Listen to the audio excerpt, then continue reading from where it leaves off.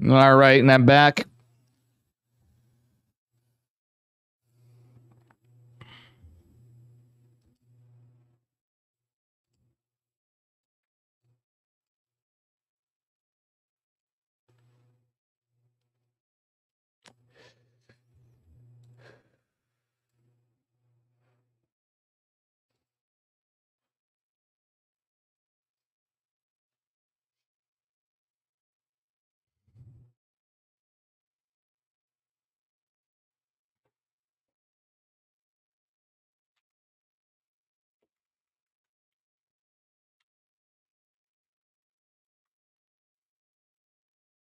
The DTs indeed, Shadow Will.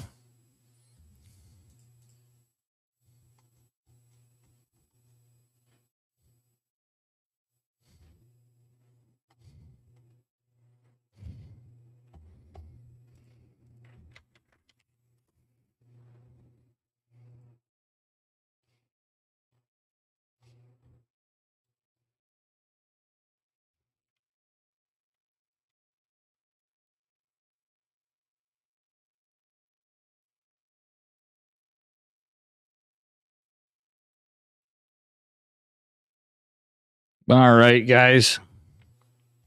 Oops.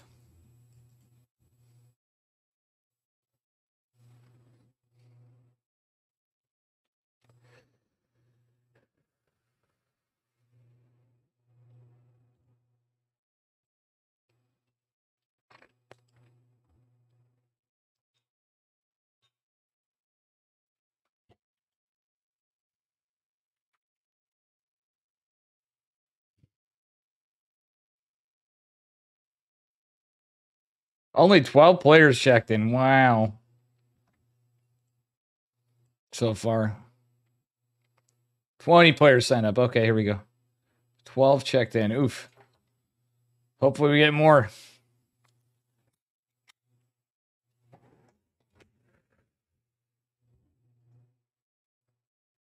We have so far who's signed up, but I don't know who's checked in. We have Apple Juice, Aurelian, Classic, Dark, Dash, Yumiho, Hanmano, Into the Farmy, Into the Inno, Genoa, Genio.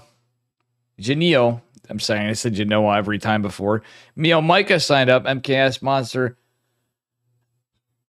Oxypedo, Rex, Quanta, Chance, Sue, the Mohawk, and Trigger. Trigger signed up. Not checked in.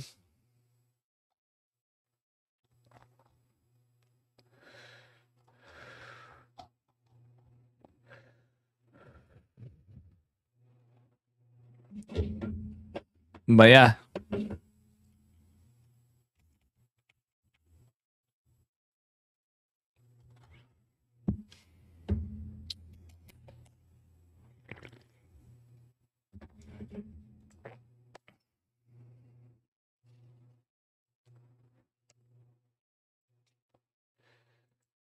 Alrighty.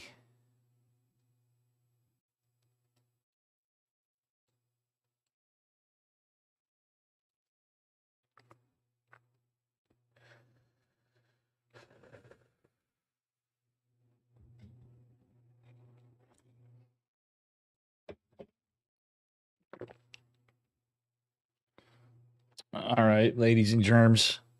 We're waiting for it to start. We're not quite there. We got looks like the ducklings are on too. We got Chicken Man, Balmolf, Steadfast, and who else? Into the so far. Alexander Enke, Portuguese cast.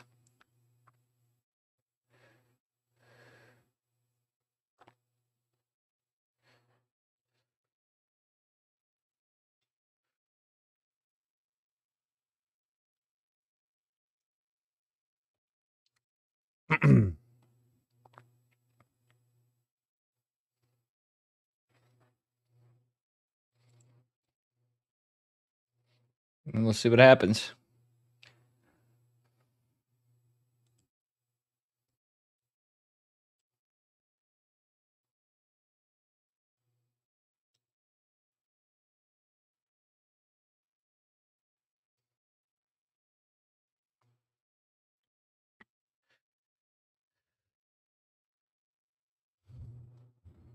You're in, I am cheese? Oh boy.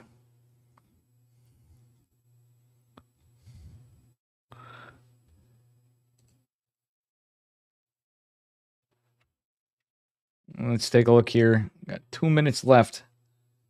Only 12 players still checked in. Han Mano didn't check in.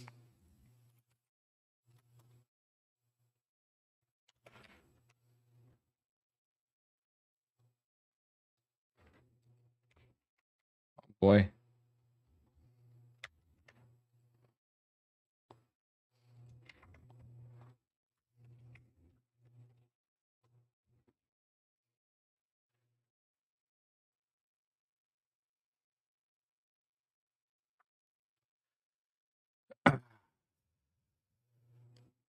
Wow, there's like 5 casters for like 6, 7 casters for like 12 players. I hope that's not the case. You guys wanted me to cover it, but that song reminded you of Fight Club, the previous one.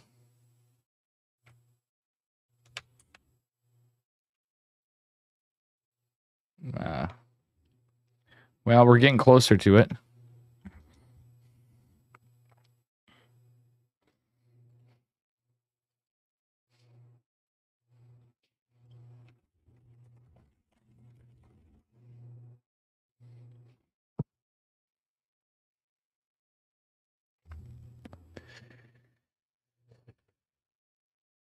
This is going to be a small one.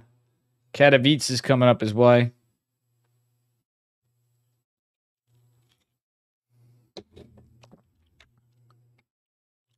What am I doing? I'm casting ESL, but we're waiting for events.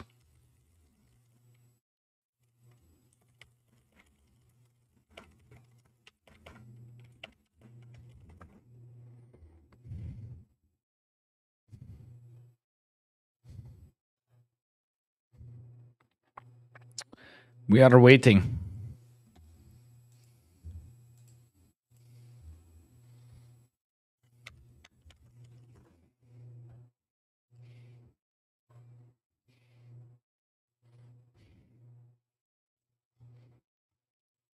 We are waiting. It will be starting soon, folks.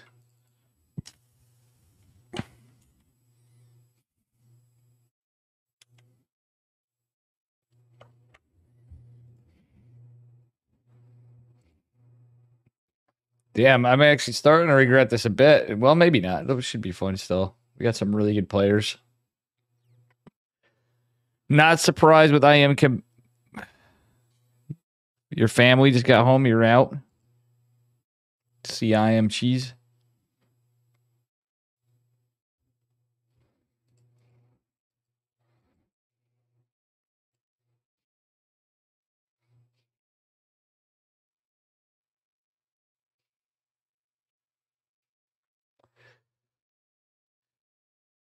Oh boy, guys.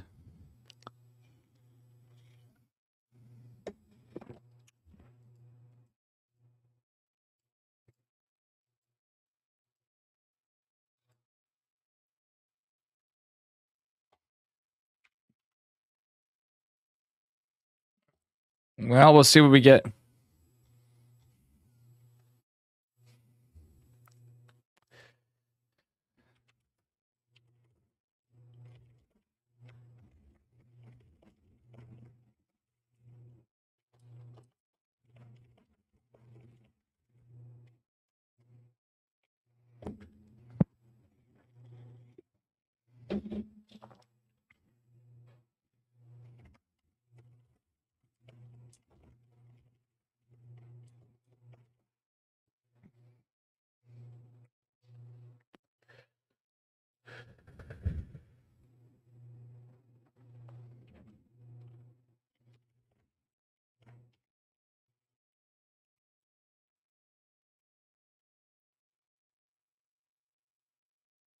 All right, guys. Looks like we have a lot of walkovers. Holy shit.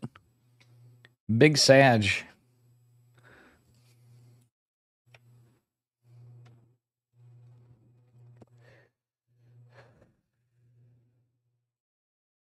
Dark got a walkover too. Oh my god.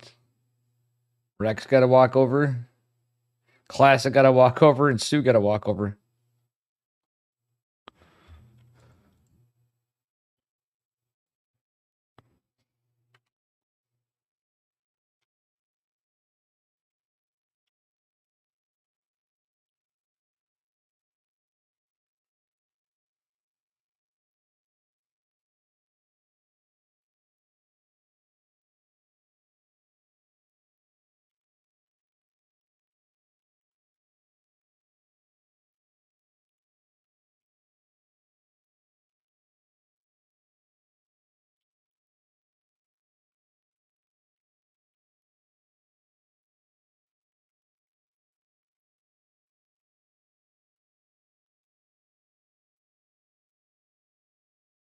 All right, let's see who I get.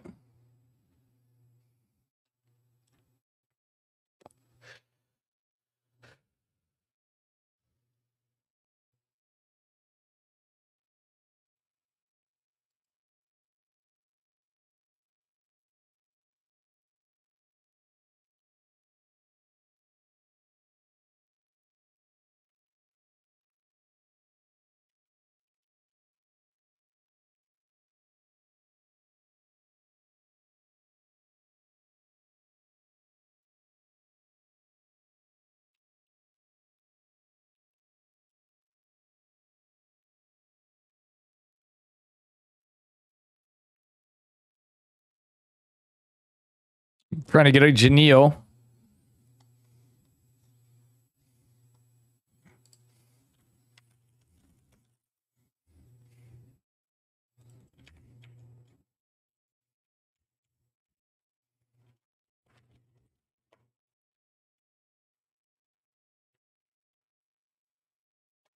All right, guys, let's fucking go. Sue could make it. Fleetwood Mac, yeah, rumors is good shit. 15 minutes is walkover. Steadfast and Bale pick some.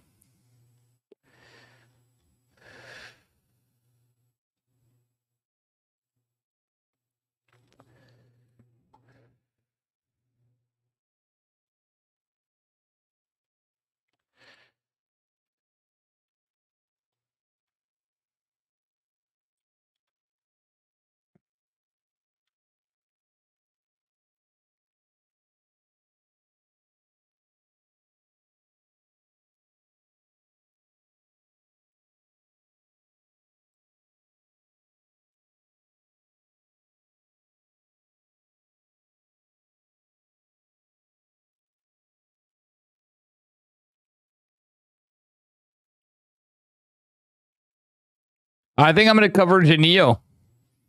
And it is Janelle versus into the Farmy. Unless he doesn't show up here.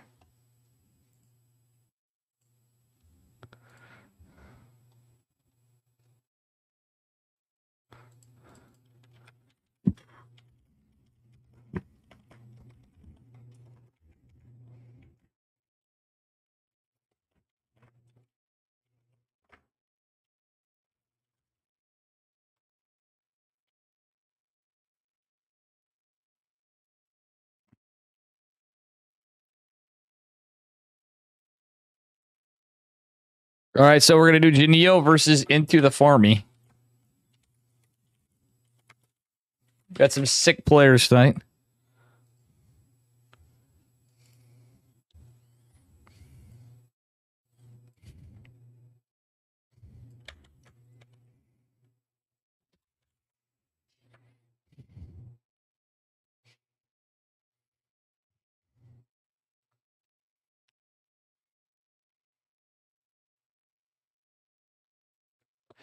Walkover is 15 minutes.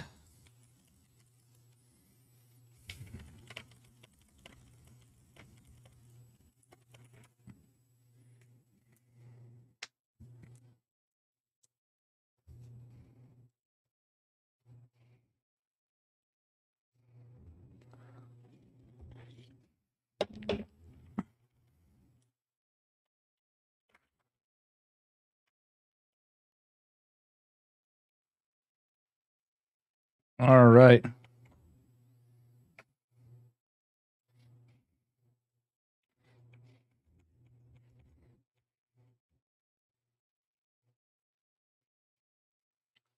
I've not seen Into the Farmy. This is going to be interesting.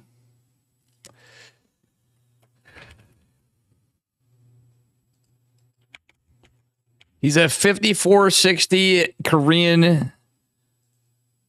Let's see what race he is. Protoss. ZVP. Zerg versus Protoss. Let's go.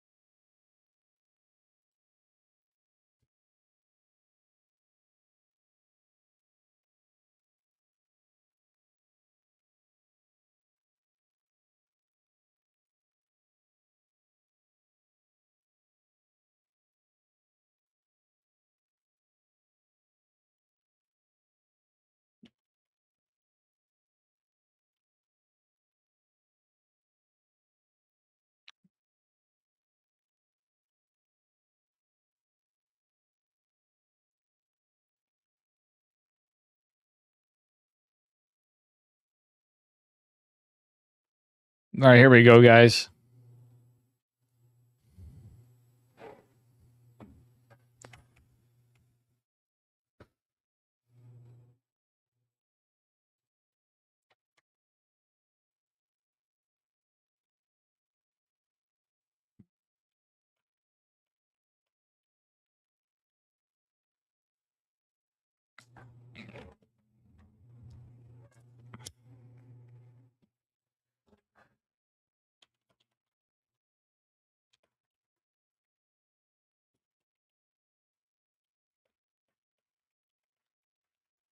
All right, we're good about to start here. Let's go. Actually,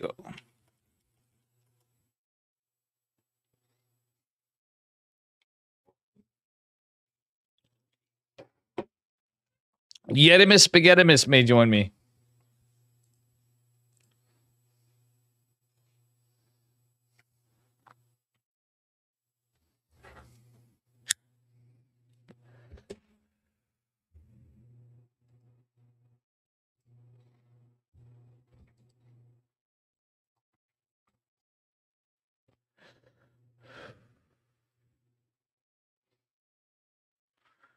Well, I guess there's a mouse issue with Genio, so I'm going to take a leak.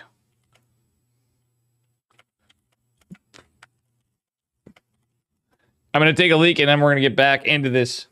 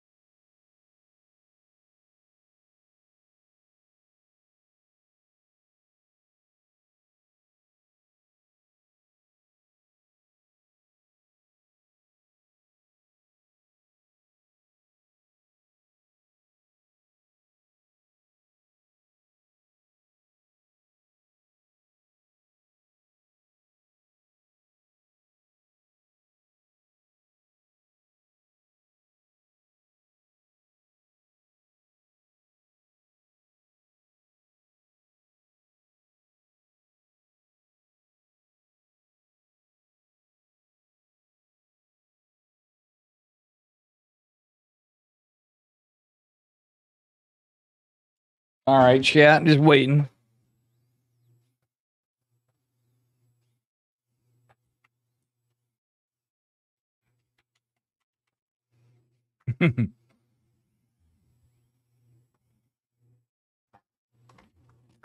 We'll be good after.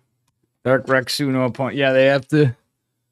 They have been advanced, Gene Sim. You're not wrong. Sorry about that. I was just communicating with the players here.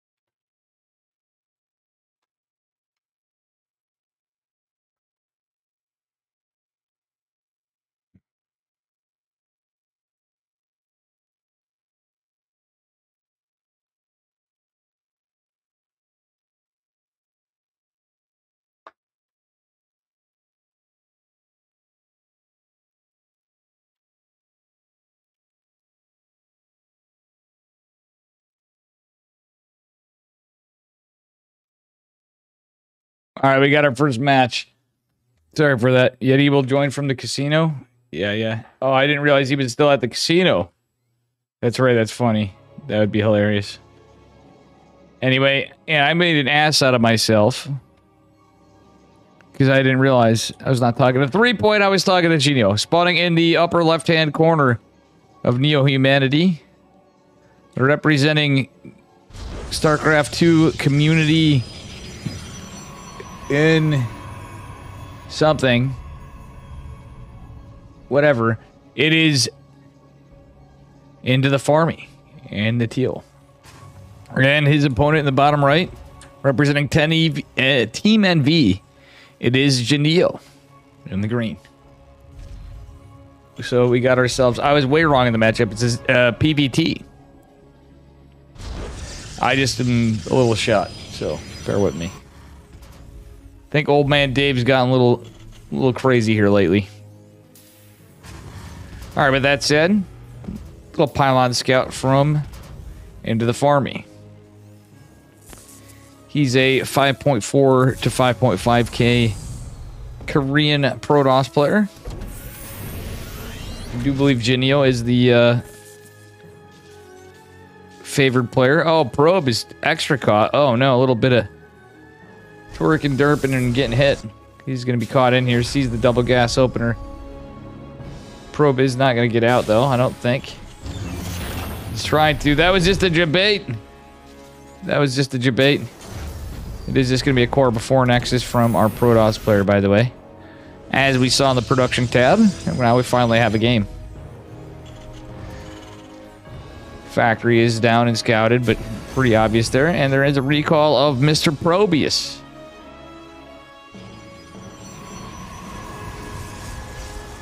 Alright. Cyber core is going to complete. We do have an Adept opener from Genio. He is going into Warp Gate, so probably not a Stargate opener from our Protoss player. But a standard opener nonetheless. Reaper is on its way out. Adept not quite done. We do have some long distance mining, it looks. Oh, we did have some long distance mining. It's just the probe that returned.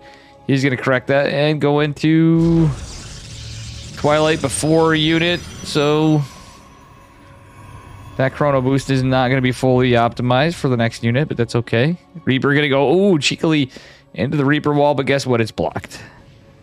Cannot do so. Adept is going to chill here for a minute.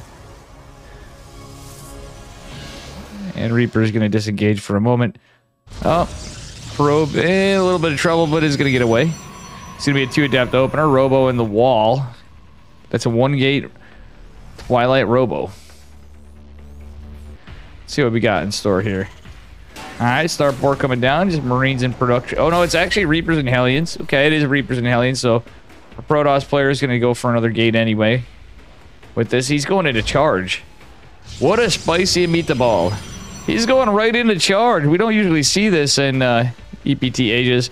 And he's only got 2 gas saturation, like literally 2 probes saturating 2 gases for the moment. Welcome, Macharino. Oh, man. Reaper Grenade's going to block, get the wall for sure. Another one going to come down. Definitely not helping this situation. Those 2 Adepts get Shrek. Pylon going to buy some time, but it's not going to be canceled, or is it? Is it going to be canceled? Oh, it's killed. Into the Farmy getting some work done. Warp Gate did just finish. 1 Stalker's all that's there. I wouldn't hate some, you know, like, if you're going to lose some workers. Well, I guess if one of the Hellions didn't fall. If one of the Hellions fell, he could have surrounded with the workers. But man, this is devastation. 16 workers have fallen for our Protoss player.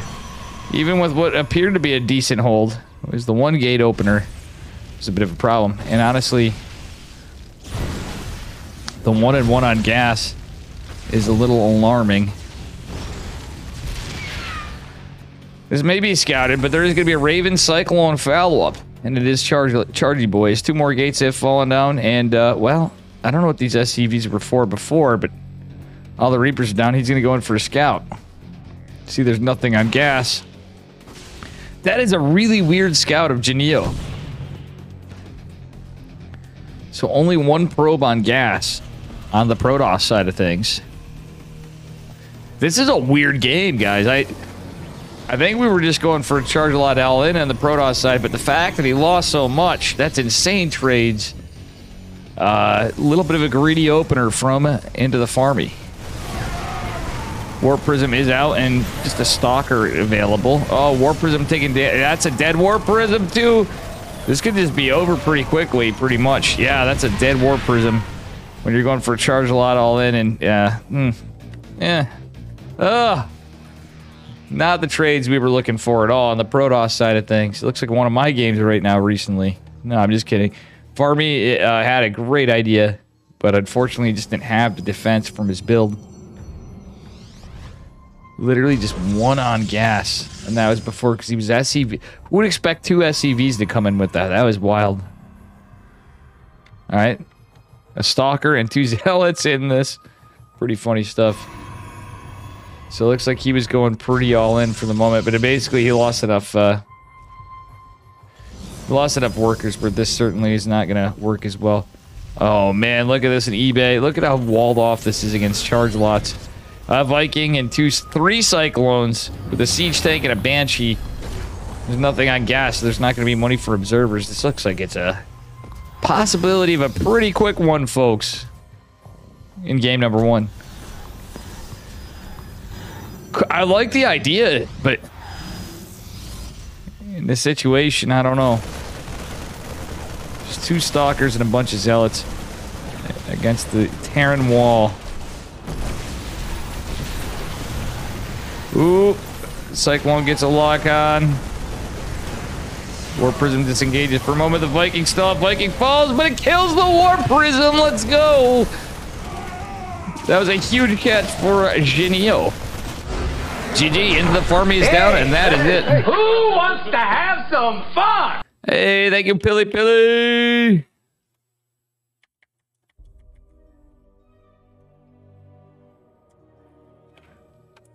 Thank you for the raid, Pilly Pilly.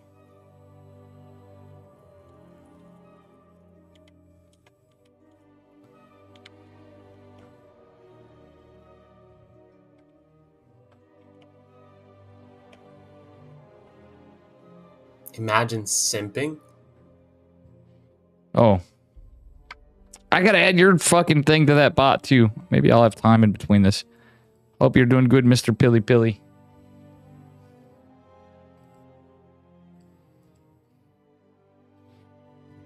Thank you so much for the raid. All right, we're going on to game number 2.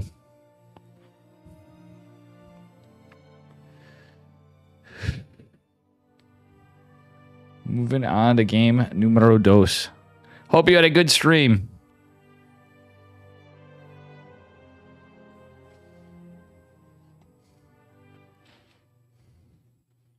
All right, here we are on to game numero 2.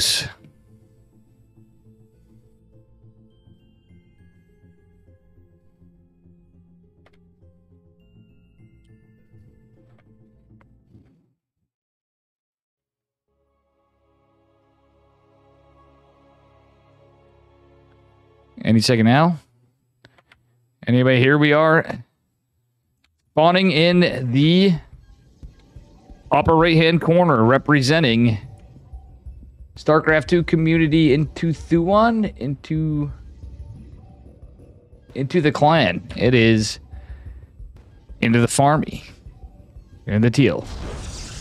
And his opponent in the bottom left, representing Team NV, give it up for Genio.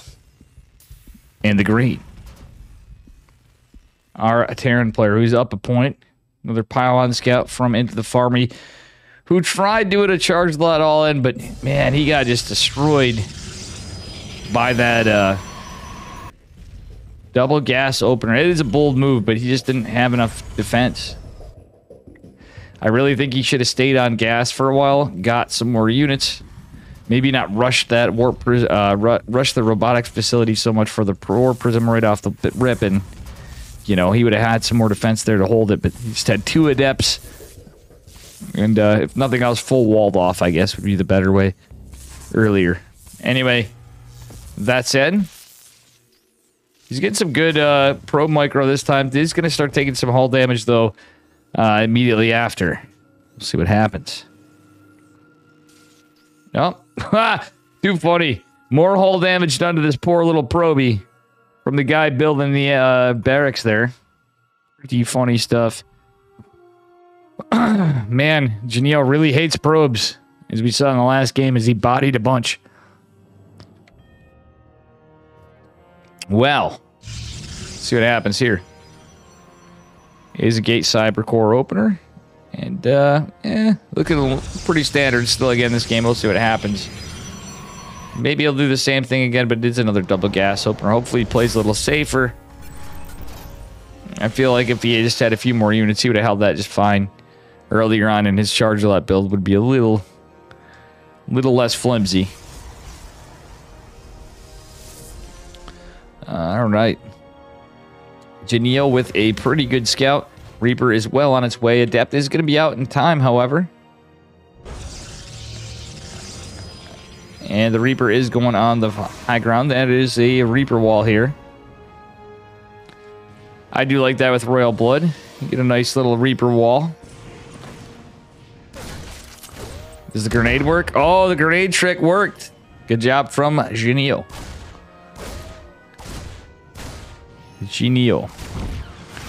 Anyway, Probe's going to clean up the Reaper. See what happens from here. And, well, it looks like it might be more of the same. Twilight into Robo Wall. It's going to be a Marine tank push this time. If he goes into charge, if he does the same thing again, this game may have different results.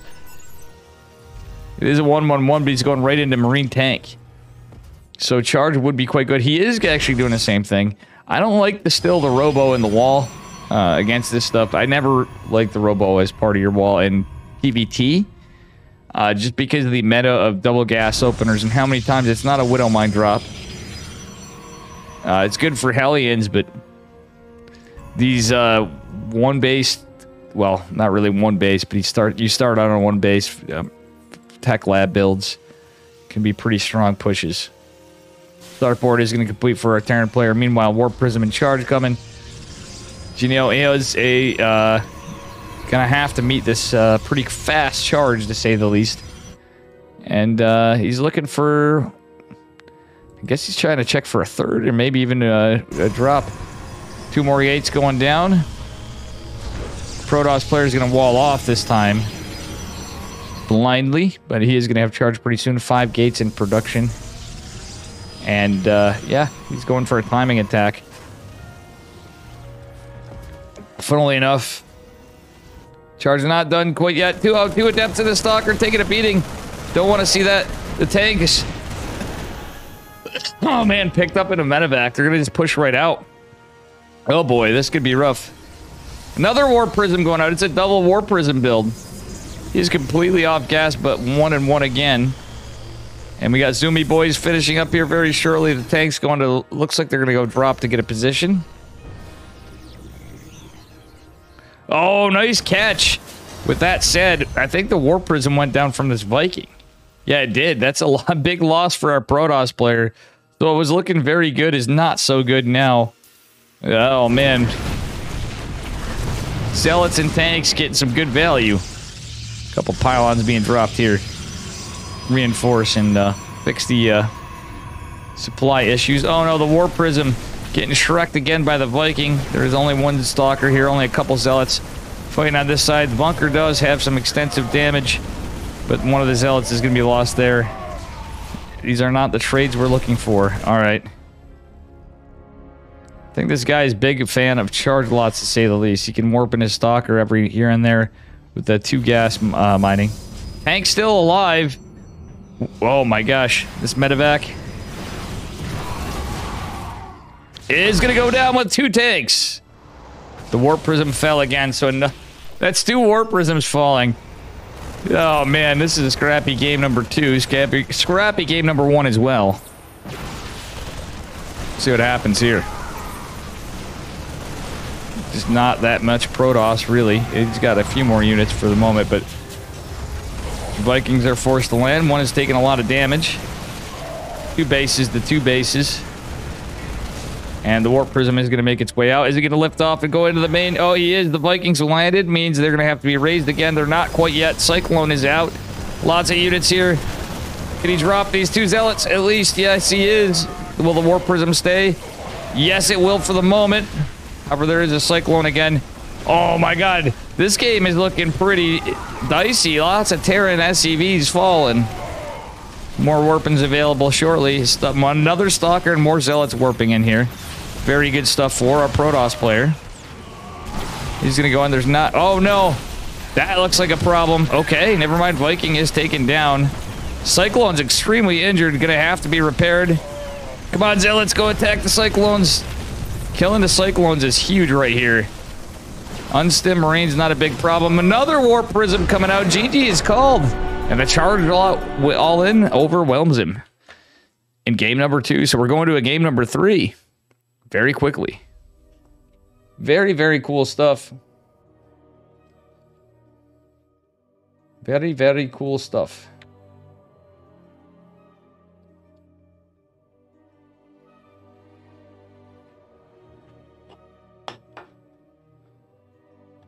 Going on to our 3rd map.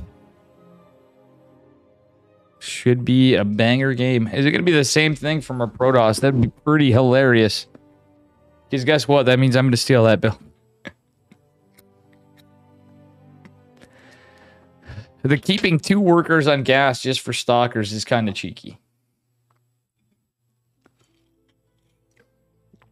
Minimal stalkers, all zealots.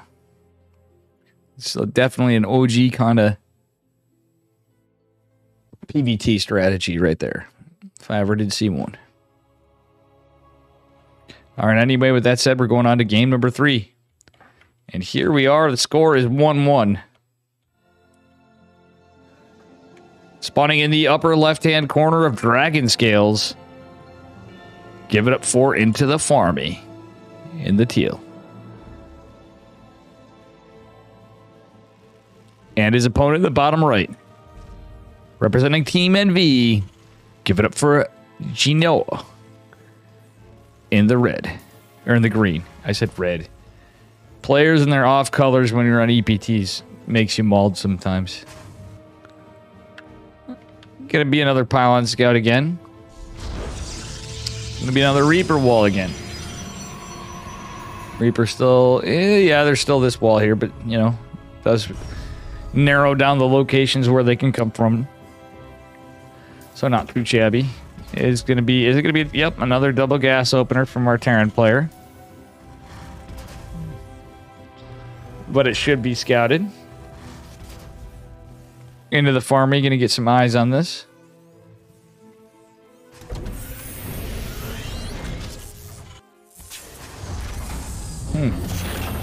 Wonder where 3-point is tonight, guys.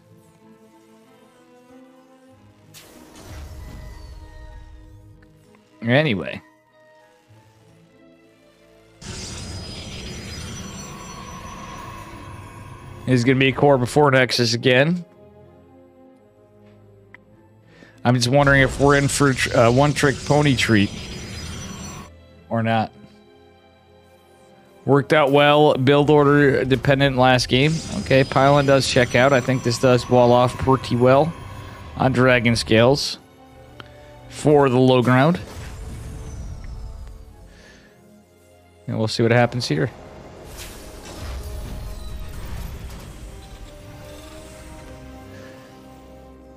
All right, Reaper getting some value. Gonna go out, scout around, see if anything is amiss here. The SCV Scout's actually kind of clutch. Another Adept opener. Let's see if Mr. Low Gas is going to do the same stuff or not.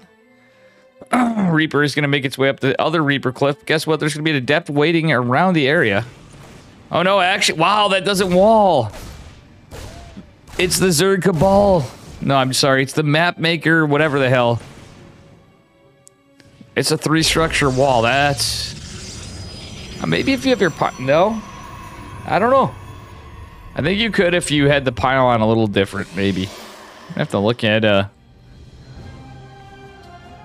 Gemini's wall guide on this one. Which I've not done yet, which will probably help in some regards, but Adept's gonna shade back. Oh, and he catches the Reaper. That was a good catch if I ever did see one. Second Stalker coming out. Twilight Council finishing. Nothing just yet otherwise. There's going to be Reapers and Hellions again.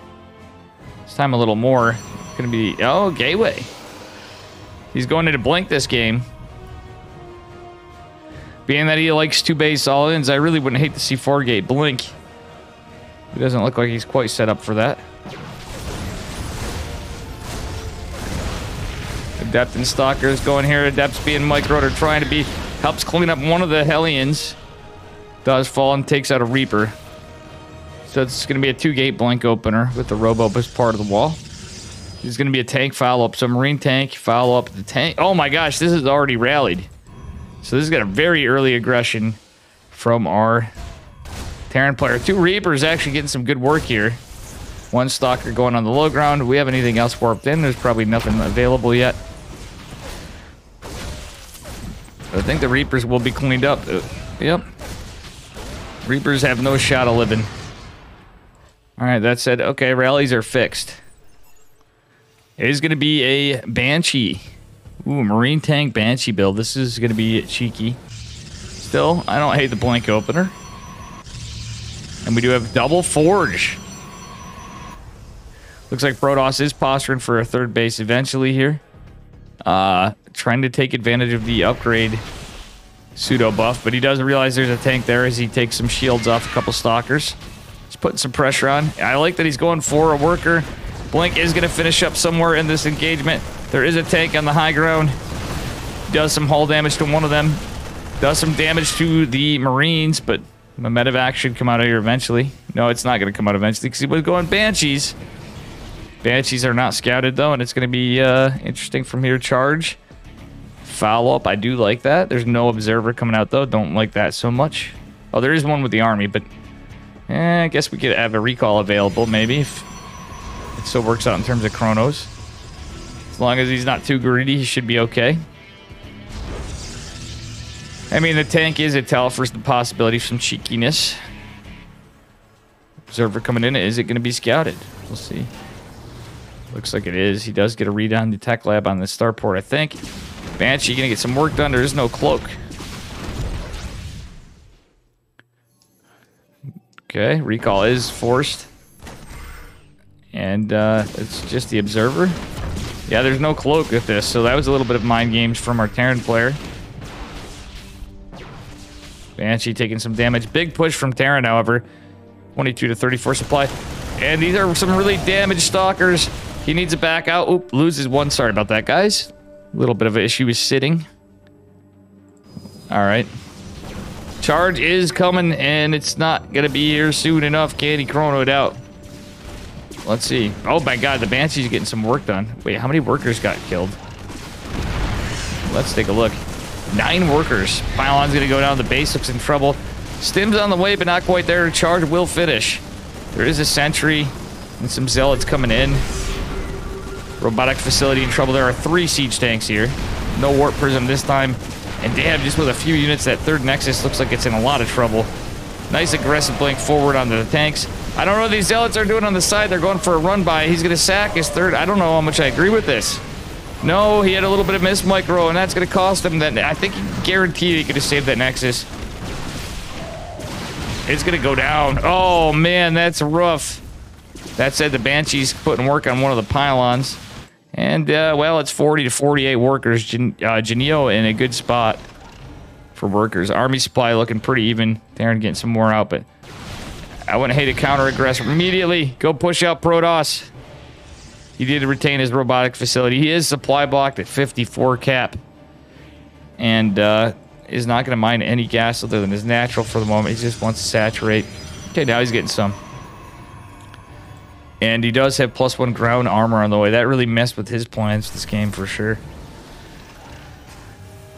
The fact that he lost his third is massive. Like, look at the trades. It is not looking good for Protoss this time. At the same time, Terran did lose a lot, but now that Stem's done, that's scary. Beautiful Sim City from Terran and the Nat. Nice tank placement on the high ground between the Nat and the main. But truthfully, it doesn't leave a lot for the backside. So, he's going for an Immortal. I hate the Immortal, but for a guy that went charged a lot all ends 2 games before, I really think he should have considered maybe, just maybe, going for a Warp Prism again. Okay, there it is, the 1-1 being chrono boosted out for Protoss. It's going to have shrunk gateway units. Let's see what happens. We do have a little Inquisition of Stalkers for some pressure on the right. 1 Zealot to check some of this out. It is going to be a huge push from Terran. 3 tanks, a bunch of Marines, and 4 medevacs with more all being produced. No Marauders. But there's no Colossi with this build, so this could be interesting. It's a boys pull. That's a 2 base all in. That said, the drop in the main is pretty rough. Another pylon looks like it's in trouble. And the medevac will be escorted out, so that's an additional issue. Oh, kind of nice micro. He's picking off. Actually, the more Marines that go down are good, but catching the medevac would be pro bono. Actually, the Immortal may help a little here, but this relies on a lot. Protoss needs to not die to the tanks. There's a lot of stim bio here with combat shields, I think, too. Yes, it is. And no Warp Prism, like I said, so that Marauder looks, or Marauder Immortal looks like it's in trouble. Just pure Marine tank with medevacs. 2 of the gates going down to the robotics facility means GD. And Genio is going to advance.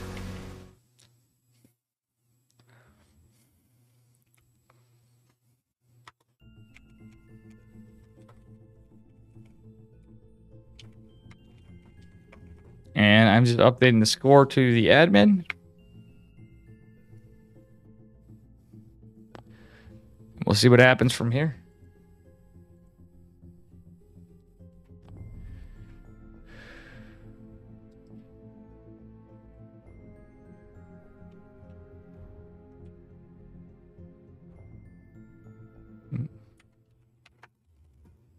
Oh, no, no. I'm going to quit.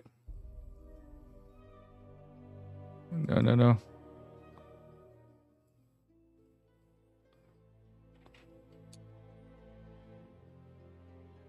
We're going into our next series.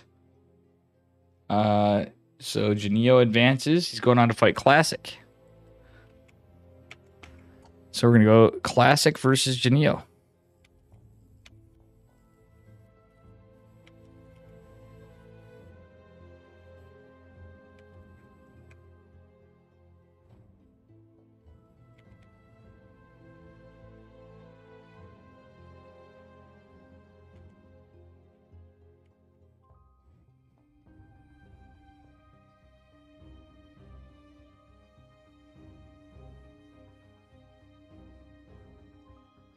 And just waiting to see. They got to get their lobbies in. So we get a PBT again, this time against Classic.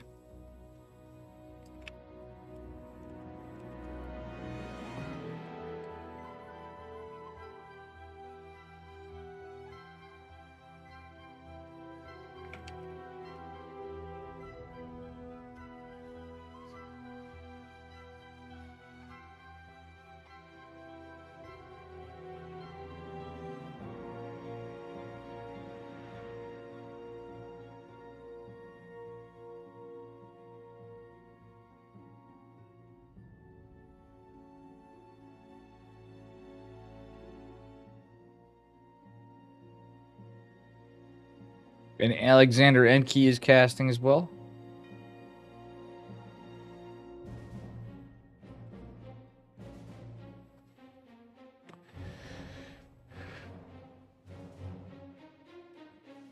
And we'll see what happens.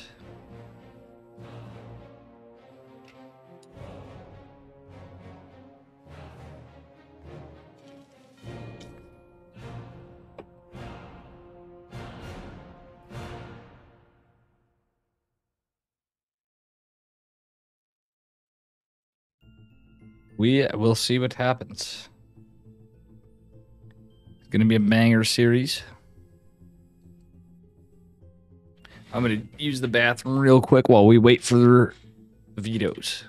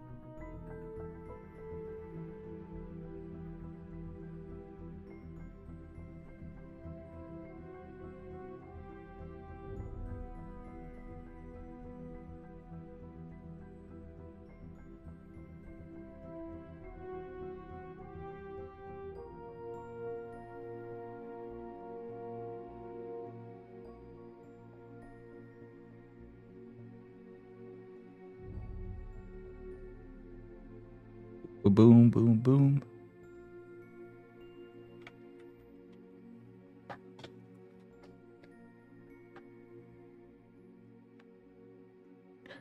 And we have one soon.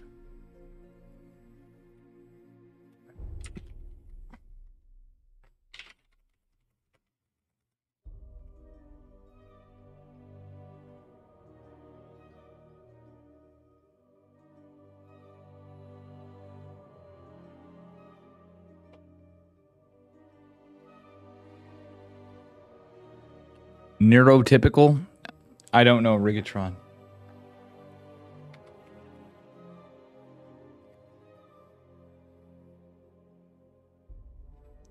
Probably. A little bit, maybe. I don't know. Why do you ask? I've never been diagnosed as such, but I'm sure that's the case.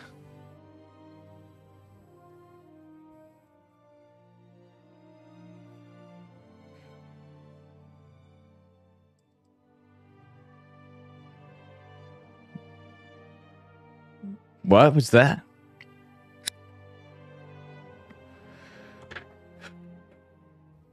My guess is probably.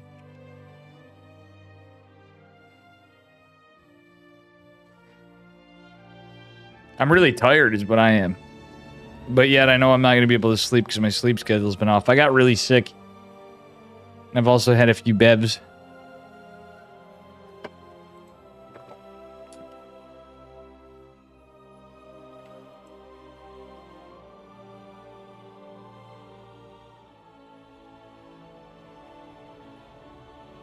We'll see what happens.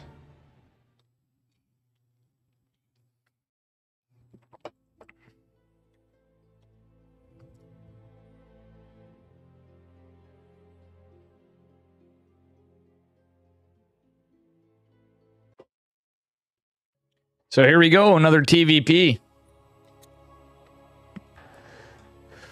Teamless right now. This is interesting. I thought he had apparently not on a team at the moment, spawning in the bottom right-hand corner. Thought he was on Team NV for a bit. But he was on Alpha X for like ever.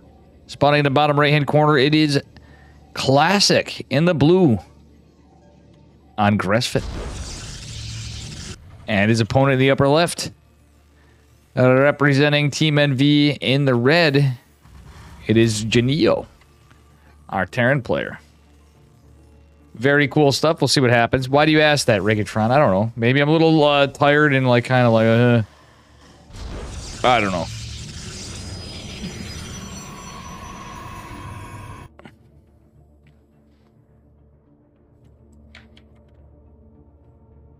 Listen. I had two options, chat. I either had a frontal lobotomy or a bottle in front of me. And I stick with that story. No, I'm just kidding.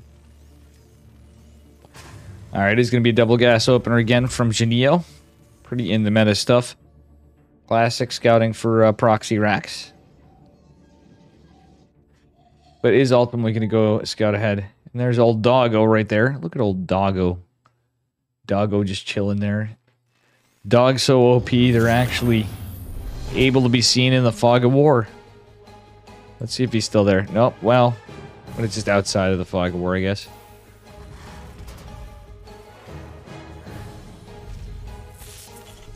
Well, Classic doesn't make his way right in. He's going to be annoying right here.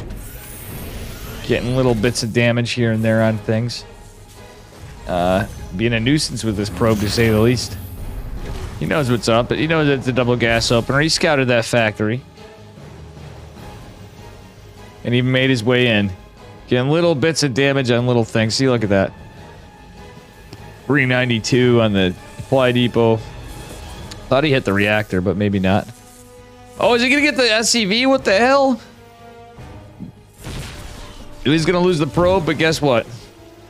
Cumulatively, that actually works. Cumulatively, that actually works out a little better for our Protoss player. Those little bits of damage he did could actually help with something aggressive.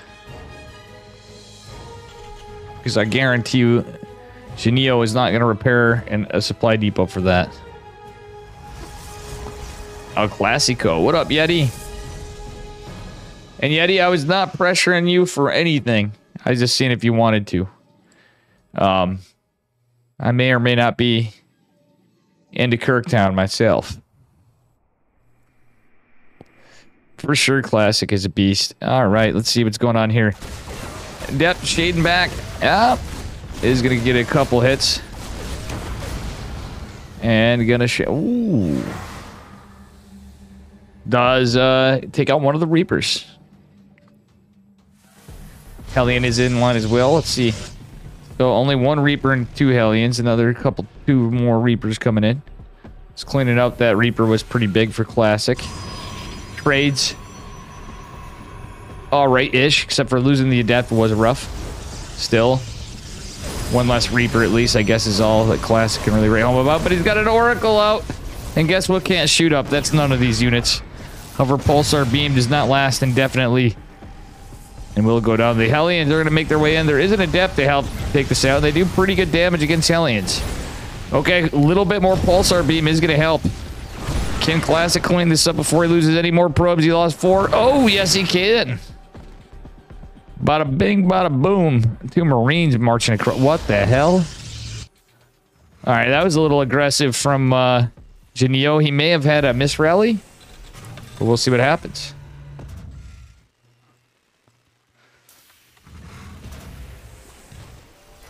And we'll see what happens here. All right. Phoenix lifted off Mr. Reaper Man. He's going to make a kill with the Stalker.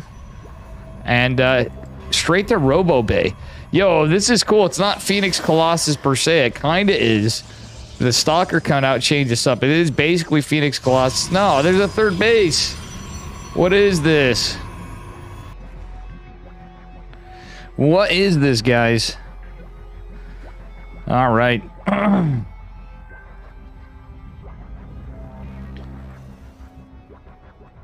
Again, only 12 players signed up tonight. So Yeti might be joining with us.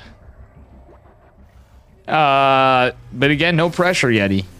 As we're saying in here. I'm trying to use Discord on my phone so I don't interrupt this interrupt as little as possible. I should be doing this stuff more. I'm just such a boomer with phones. Especially for an IT guy. I definitely can't type too well with it, but yeah. Doing the best we can here. All right, nice little push here coming in for Mon ami Genioa. But Shield battery, very exposed in the front, is going to be done by the time this push comes in. Extended thermal lance won't be up. There will be a disruptor from Classic. Very cool play out of Classic. We don't have Blink because we don't have a Twilight, but man, some pretty good hits here from our Protoss player. Nice force field segmenting this off. Stalker is taking a beating in the front. So Sentry will fall. Disruptor is going to just zone this back. The cutie little... Oh, look at the cute little Purification Nova now. Damn. Battery overcharge is going to help the hold in the front, but we'll see what happens. And, yeah. Tank falls. We'll see what happens from the rest of this. Colossi is going to come out. Extended thermal lance obviously takes quite a bit longer. I think we're going to have another Nova available. And bada-boo! Nice split. Still catches 2 Marines. And it's Kurtown, folks. Beautiful hold. GG. Classic takes it.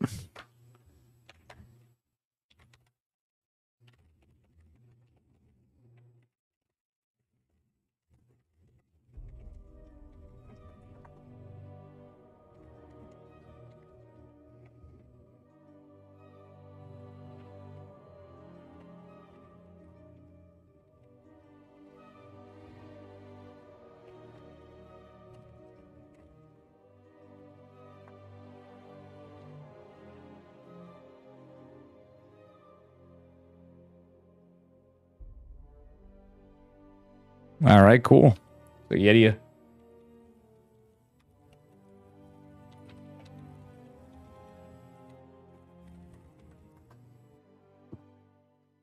Yeti Spaghetti's going to be joining me as my co-caster.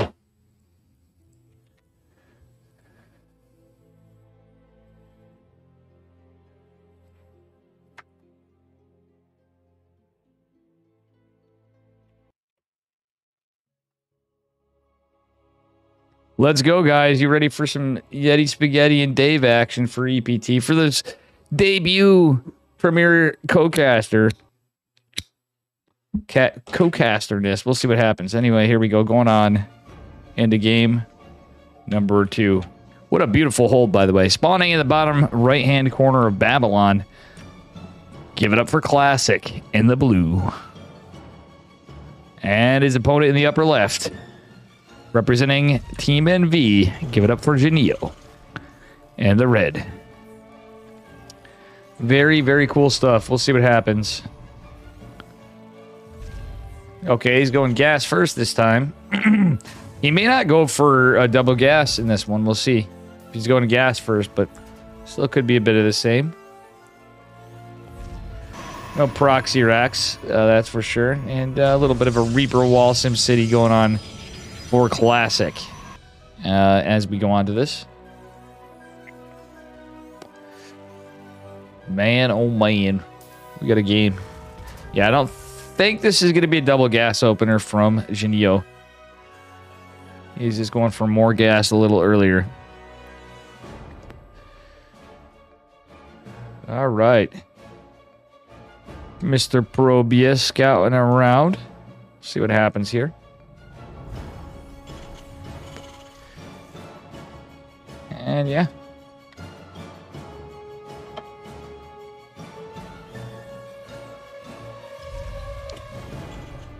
So it is going to be a Reaper. Oh, not a Reaper. It's going to be a Marine. It is going to be Barracks Factory.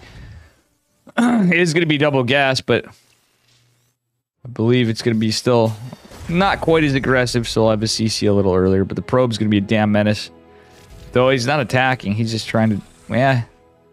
That was actually kind of a piss poor scout, but I think that was enough of a tell. Classic is a bit of a beast and does know these situations quite well.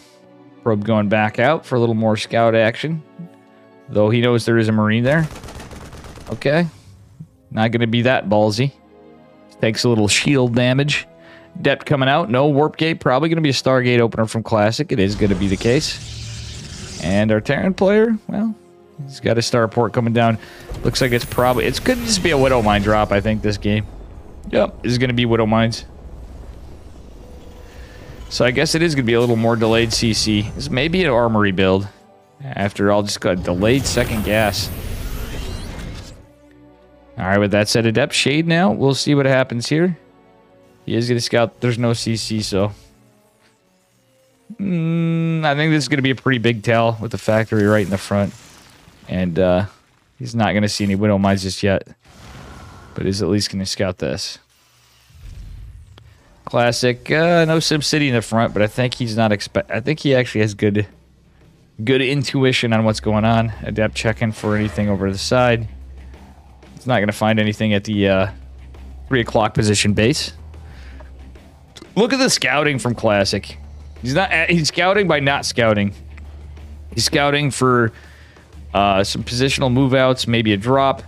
Widow Mine drop is coming in. It is 4 Widow Mines, and the Armory is going to complete here. So this is very committed with a 4 Widow Mine Armory build. There is just an Oracle, though, so... That said, there will be some detection. Oracle is out of position, however. Widow Mines do some pretty good DPS. Oh, look at that. The Shade coming in clutch, too. Nice rev tag before workers do fall. Still, actually a pretty good defense. However, there's nothing... Oh, wait. 6 probes, and that much lost mining time is definitely a little bit of a... Oh, my God. The 4th... I didn't even see that. That was huge. Have to start the site train today. Thank you, Space. What a guy. Space, sorry I couldn't play teams with you earlier. I will take a moment for that. Because there's just EPT. Eddie is going to be casting with me after. Oof! Widow Mine gets taken out. Phoenix coming into play. More Adepts coming out. And we'll see what happens. Observer on the way, but it couldn't come soon enough. These Phoenix Widow Mines are going to be split up a bit. Stalker doesn't go down. That's actually pretty nice. But there's 2 more Widow Mines in this medevac. It has taken a bit of a beating. Probe's getting pulled reactively, but they're going to go back. But guess what? Phoenix comes out just in time to use a Graviton Beam to pick it up. 2 probes falling is quite worth it. The Observer's out. And, yeah, this is pretty committed from our Terran player. Genio only on 12 army supply. And this is a Phoenix Colossus setup this game, for sure. It is Classic, however. He may do something cheeky, but he's just got more versus less. He's got an Observer, too. He could actually probably get some more value across the map, but we'll see what happens. I like the Widow Mine placement, however.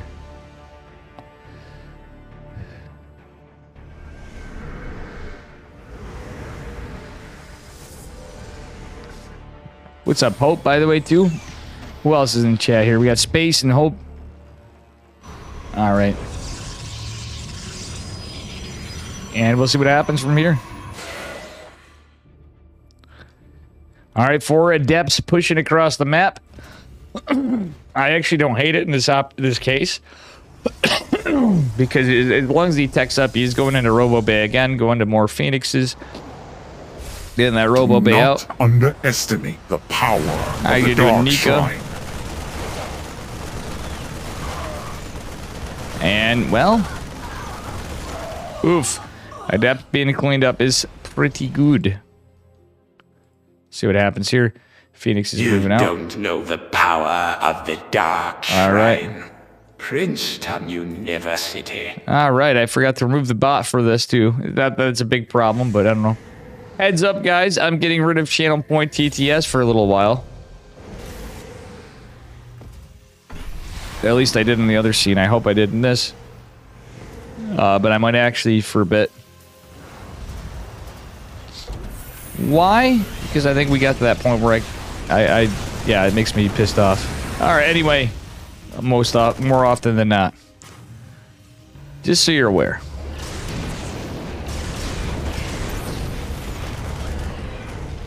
Well, the engagement, disengagement, actually good use of Phoenixes. Costs energy, but he saves Phoenixes more or less. And that, wow, that Phoenix escapes with just Terran. 2 HP. Very big push, and he is going to catch a medevac. These Phoenixes are putting in an extra work. The Stasis Ward catching these 2 Marines, going out for a scout, not even going to be able to do this. Is this going to be a quick 2-0? I mean, Classic is certainly the favored player. Classic has his 3rd base finishing up here. Because Phoenix Colossus is a very tech-heavy build, so you really want double gas saturation before you really go into a 3rd base saturation. How you doing, Nika? Good to see you, buddy. That's nothing against you. I was letting you know that I already had TTS disabled earlier, just so you guys are aware. All right. With that said, pretty big push. There is going to be a third base flown down from Genio. Third base already completed from Classic at the same time, so he's in a little bit of an alright position. Army supply, honestly, pretty close.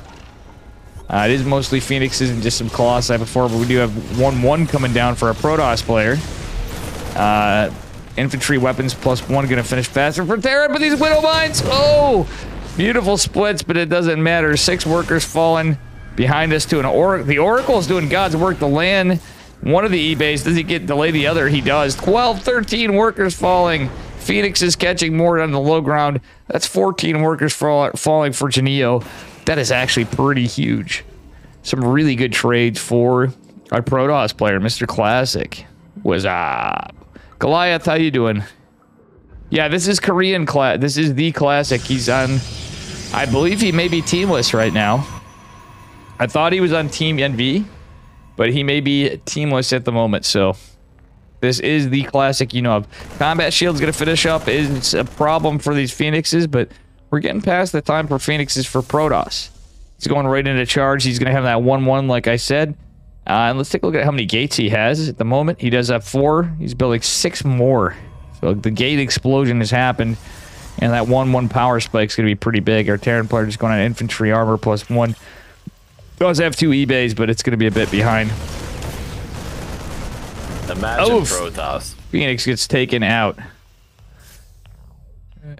Pretty sick game. Classic with the, honestly, pretty good defense here. He did lose some stuff, so Genio was not just going down, falling down here so far. He did get some good trades earlier, sort of, but those Widow Mines did not get the trades they were hoping for, to say the least, against Classic. Oh no, Classic not paying attention to the Oracle. Might want to save that. Rev tags at the least would be worth it. Or maybe some stasis wards is not going to be the case. We got a Warp Prism, some High Templar going out. We don't have Psionic Storm, so it's going to be Archons. It's going to be an Immortal Archon Charge like Colossus push with some Stalkers. And he is going right into 2-2. Our Terran player going into +2 infantry weapons. He's down on workers. His army supply kind of on knife's edge close. And we will go on.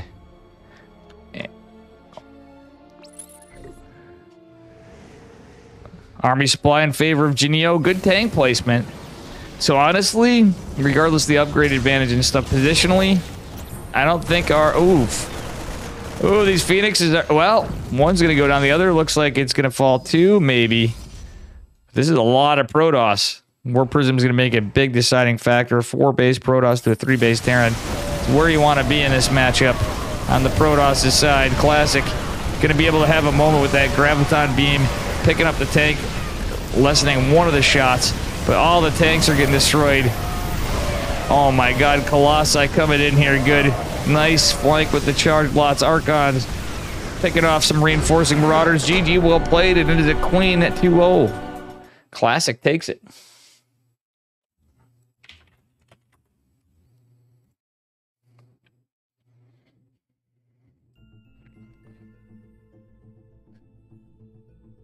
Hello. Hey, Yeti. Hello, my friend. What is up, buddy? I am going to raise you up. And I'm going to say, okay, they already announced the score. I figured it'd probably be easier just to screen share, just in case. Yeah, absolutely. You know what I was talking about, because there's a PC issue. Yeah, I could just randomly exit the game. Yeah, I gotcha. Yeah, like normally if you start lagging out, you can just quit. But like I know in your case, sometimes it's just happened and you're like, ah, shit. And the rest of us from Pete modes and stuff and customs. I'm just gonna share this. Is this the right screen? There, you can see it, right? I got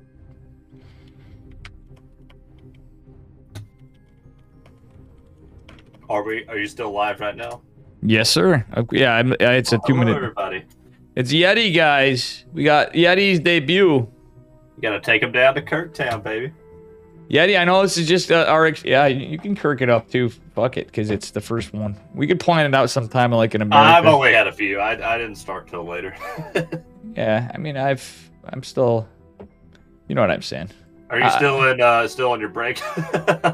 Yeah. Well, we just got it. That literally just ended. Mm-hmm. So. Oh, yeah, I understand. I got you, Chief. I can thank you, Yeti. It's no pressure for you to have to do this. I just figured, dude, like we hang out on Well, I Saturdays. saw Sue often, was too. in it, and he's gotten this far, and Sue is one of my favorite players of all time. So Yeah, let's see what he can do. I usually get screwed. We almost have more casters than players. There was only 12 people signed up tonight. Because Katowice is coming up, and it's Asia, you know. But Trigger actually signed up tonight, and he didn't show up in Hanmano and stuff, but... So, yeah. Well, Dave, while we got a few minutes, can I take just a short little break? I'll be right back. All right. Yeah, man.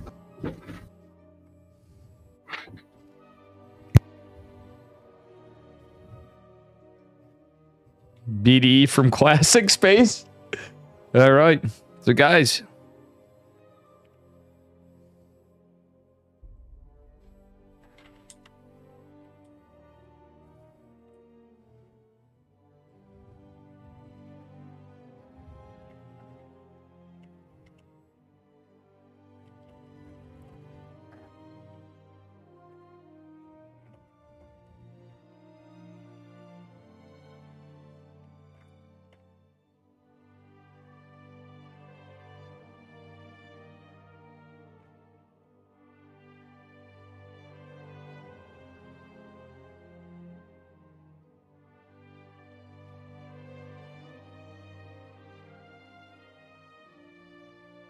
All right, guys. What up, guys? So Yeti's in here. Kanoya, how you doing?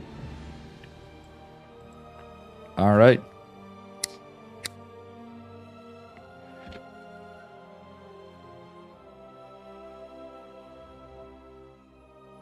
Kanoya, how you doing?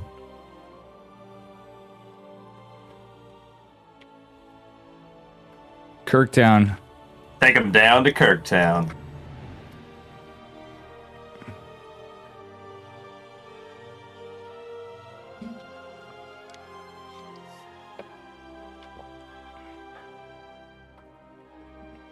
I hope you had a good tournament today. I'm sorry for not casting earlier. Okay, Dave, I'm back. Wait, nobody's covering Dark. The fuck? Really? Why is everybody in this?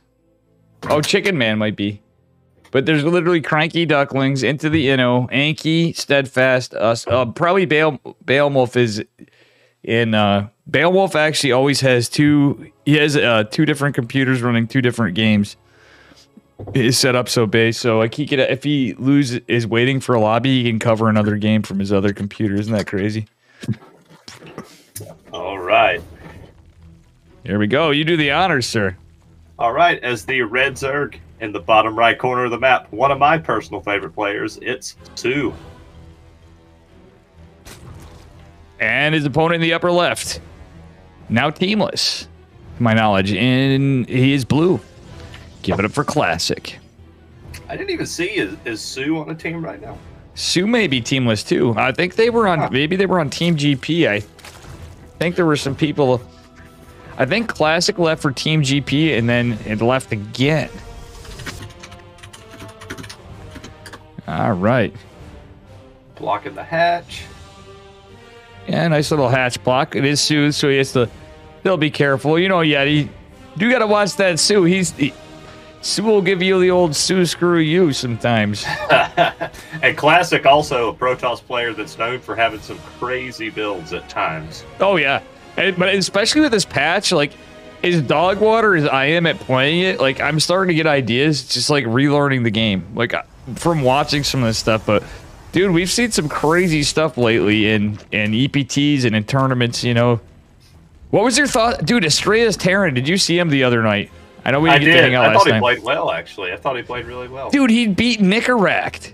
Like, I saw that. Yeah, convincingly. I saw that series right before I passed out or something. Yeah, I saw it. Wasn't that amazing, though? Like, Nicaract's good. Yeah, he beat Nicaract in a TBT. That's insane. Yeah. But... He was, like, split pushing him, too, which was, I was like, damn, he actually knows what to do. He's, like, poking here, then he brings another army in up from the north. Yeah, I was just sad we didn't get to see Estrella Zerg. I've never seen him play Zerg or Terran, so it was nice to see him play some Terran. Oh, hell yeah. All right, so... Pretty standard out of both players. I guess Classic will probably go Stargate. but I haven't watched a lot of PvZ on the new patch. Yeah, PvZ, he could. He's probably going to go Stargate, but we've been seeing a mix of everything, truthfully. So we've been seeing Twilight openers. We've been seeing a lot of crazy shit, actually. So, you know, the meta's been Stargate, and it is. But we've also seen Robo builds. Granted, this isn't NA, so we're not seeing Estrella stuff. So we've saw Estrella, like, come in with the... I had to send it to Loco, and among others. He was, like, the only one to cast it, but... nobody took my word for it, and Loco goes, dude, that was actually sick. Estrella went, like, kind of like a Soul Train, but it was, like, Slow Zealot Sentry, because Sentries were buffed. Just before the patch was released. Actually, I think it was right around that time, with an Immortal. I'd like to see the Sentries become more of a central unit in this matchup again. Like, the old school Immortal pushes, like the Parting Soul Train. You just don't see anything like that anymore. Sometimes you'll see some players do it, but like this was the closest I'd seen. But Sentry's got a buff where they're faster, so I missed that. I knew they were quicker out of the gateway, which is cool for early game scouting or force fields, but they actually move faster. Gene Sim says he's my favorite player. Now, guys, how can you not like Sue, man? I mean, come on, the guy got into 6 GSL finals. He never won a sing. I mean, you got to pull for him. Oh, hell yeah, man. Sue is great. Class, and he's just coming back, too. I was hoping for Sue to be pushing a little more, too, but I think he's getting situated back in. Yeah, yeah. Void Ray getting a nice catch there on the Overlord. Nice catches the probe that looked like it was going to build the third. But look at how quick Classic had one right there with it. He's got the Adept. Yeah, he's got the Adept actually securing this now. Void Ray follow up. All right, Dave, what do you think he goes for after the Stargate? Do you think he goes for the Robo? Usually he's going for Twilight. Okay. But, I mean, it's pretty standard. But with a Void Ray, he may actually... Yeah, he's going Twilight and Forge. So it's basically the hero build with a Void Ray. In the variant that's just one Forge. I like the 2 Forge better. Because that's where we're seeing... You know...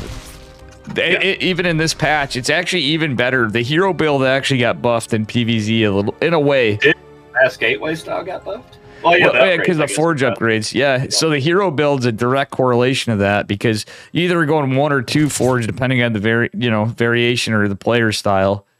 But you know, you can just get some really good. But the 2 Forge is extra nice because truthfully, you can actually see surprisingly. I've seen even Archons do decent against earlier lurkers. You know what I'm saying? Because they have that. They either have shields and armor. Well, armor obviously not affecting Archons, but you know. This almost looks kind of like the hero build from Classic coming out. A little pretty similar. Yeah. Yeah, he's got 4 gates. Going into that Templar Archive for Archons. I like this. It's very in the meta.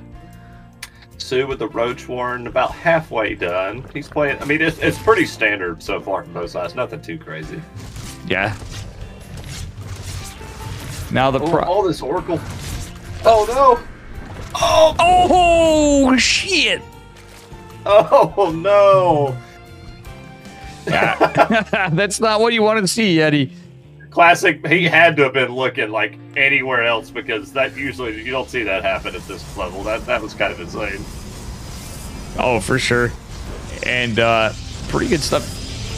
Look at that. Storm on the way. Baneling Nest coming down. Ling's getting almost a kill on that gateway.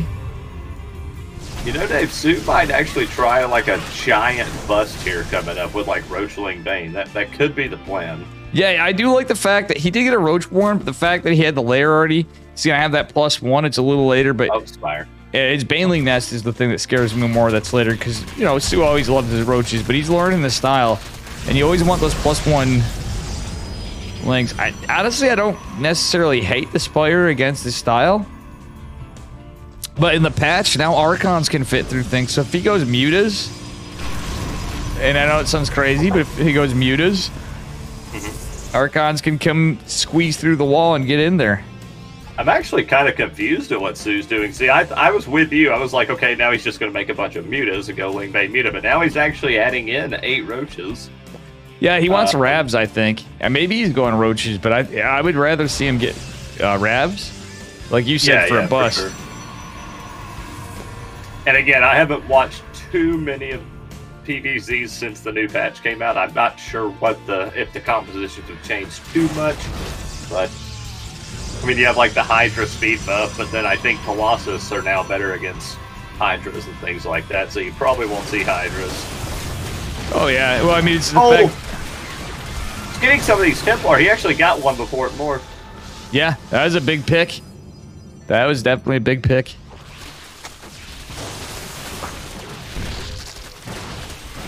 Well, normally Storm's kind of comical against Roaches, but...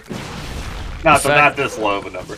Yeah, not that low of a number, and not when you have a group of Blink Stalkers around him.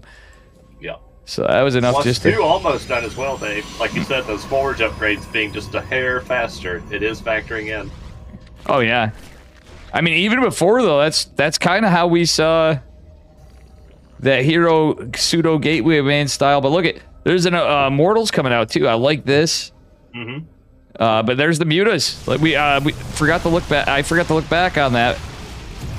Mutas are out. It's gonna be really good for Sue. It's not that the mutas are gonna end the game, but it's gonna pull his army back if he was planning, like, say, an Immortal Archon push with gateway units. But look at now he has to worry about this flock of mutas flying around.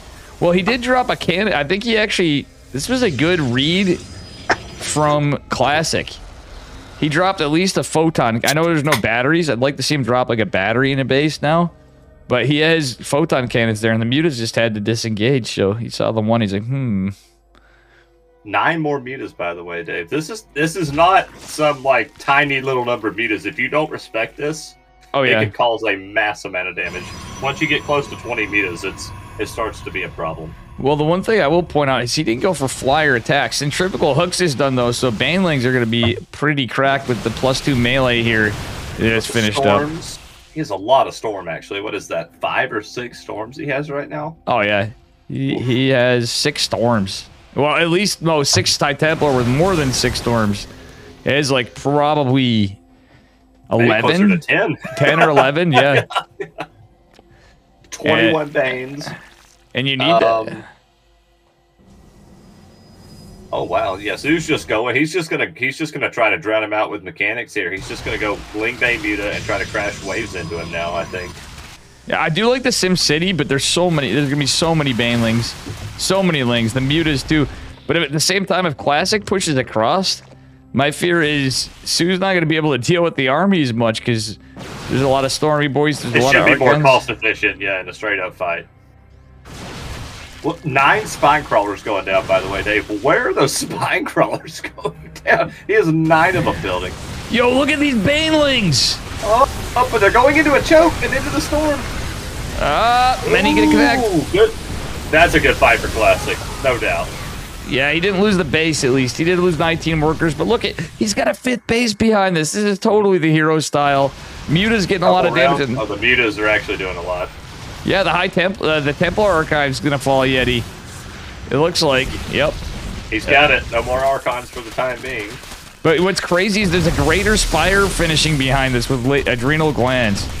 Sue is teching up like a madman behind this, so he's gonna have Cracklings and the potential for Broodlords with the change too, which they're faster with the Broodlings just don't last as long.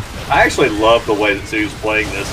He doesn't really care about the Sling main army that much. He's just he was distracting him so the Mutas could go to the main and take out the tech. Right. And he also happened to kill like 20 plus workers with that attack. Now the only thing I gotta say is, all right, Corruptors coming out, which are certainly gonna try to immediately be Broodlords. The thing is now the Broodlord, they're faster, but the thing is Broodlings don't last as long. Where Blink Stalkers actually even are a little better against Broodlords than they were before. Dave, I hate to do it, but I might call this for Classic. Actually, his army is so strong, and we have Corruptors on the production. Yeah, there's not much. Sudis doesn't have the army, and I know he has some bases, but Classic is not even caring about. He's macroing. He has that 5th base he built, which is now his 4th. 2 behind us. Oh, the Mutas! They just take so much damage. Right here we get to see the new Broodlords. It looks like they may pop here, but I have a feeling we're going to see a blink right on top of them as they come out. Yep. Target fire the Broods. Oh. What a sick game. Now he should be able to blink on that last Broodlord that's over there below the Queens. Yep, and that's it. That should be GG right there. GG. Classic made the correct call. He said, okay, you took out 20 workers, you took out some of my infrastructure, but your army just cannot fight my army straight up. And he goes across the map for the win. Oh, heck yeah. Heck yeah. Well played by Classic.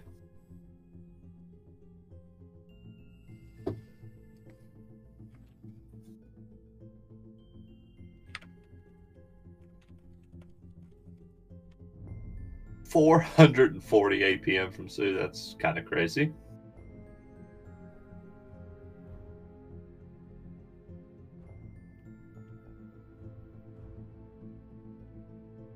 Wait, Dave, actually, who is casting Dark Side of the map, or the bracket? Because there's Chicken Man right here in this lobby. Oh, they must have just finished on the other side. Let me just refresh the bracket and see. I imagine Dark probably won that. Yeah, well, whoever he got, but they didn't have it here. But it's Dark versus Rex was the semifinals on the other side. Rex is Zerg, right? Or am I wrong on yes, that? I believe. Yes, okay. I think. Is he Terran? I don't know. I'm drawing a blank because I'm fucking shot, brother. The only Rex I know of in StarCraft 2 was a Zerg, but I'm thinking way back. Yeah. For sure. Anybody you want to do the honors again, Yeti? Absolutely, my friend. In the top left corner of the map, he's down 0-1, but he's not out. It's the red Zerg player. His name is Sue. And his opponent at the bottom right. Give it up for our blue Protoss player. He's up appointed as Classic. Should be a banger. That was a pretty sick game, number one. That was fun. I mean, I kind of could see the power spike for Classic there. But especially after when we saw his army supply, after Sue took that engagement, he didn't have much army left. Well, Dave, you know this too. That's kind of the weakness of playing that Ling Bane Meta style is you take one or two bad fights, and basically your opponent is still has like a very nice army supply. They just waltz across the map, and you have nothing. Yeah, you can't actually fight them straight up. Yeah, I think the best way to play it's usually is if you can get like a good Bane bust, and then a Ling run by. The multitasking with kind of like if you're doing like a multiple charge lot run bys or like DTs and charge lots or absolutely death by 1,000 cuts kind of style, but never committing like your whole army in at once. Or if I could use the Terran analogy, playing like Beyond. You know what I mean? Like with the drop style. Stripe isn't gonna kill you, but it sure is gonna fuck with you. Yeah. It's looking pretty standard so far. I wonder if Classic might switch it up. He's the one I think if anyone's going to deviate and do something crazy, it might be Classic. Oh, for sure. One of my favorite builds, Dave, and I'm sure you remember this, was actually in 2019 at the Global Finals where Classic did that crazy DT rush with the DT blink. Oh God! Oh God! You're bringing me back. You know that was the time. That's probably the most like creative thing I've seen since SOS, and it actually looked really strong. I think that's around the time we met, man. To be honest, it was if I'm mistaken. 2020. Yeah, that should have been about right. It might have been just after it, or right. It was right around that time, but we were certainly talking about it. Oh man! I was like, that's the craziest thing I've seen in a very long time, and he had it down to like the second to snipe the hatch. It was crazy. Yeah, and so far with this game, by the way, nothing too crazy. Just metabolic boost before the third hatch for Sue. And Stargate again from Classic. Again, standard safe opener. Yeah. So a little more aggression on a Sue this game than previous, but just delaying his hatch, all of 10 seconds, if that. But yeah, I'd be shocked if we saw actually anything different from both players. I wonder if Sue maybe says, you know what, this game I'll actually just make more than 8 roaches. Maybe I'll just go for like a huge bust instead of trying the Ling Bane Muta style, but we'll see. Well, usually when you see this, actually, I didn't take a look at how many. Yeah, he just had 4 links. It was just double checking. So we both kind of were on the same page. What I like about having a co-caster for these two is the fact that we can, you know, kind of. I have somebody to correct what I'm not paying attention to, and especially you, half Yeti. the time I'm fucking lost too. Yeah, but it's correct me too. But it's fun, and it's you and I getting a chance to have, you know, it's the Kirk stream. You wink, wink, nod, nod. It's fair game. It's Kirktown. It's Kirktown. Sure. Kirktown has taken over ESL, my friends. Yeah.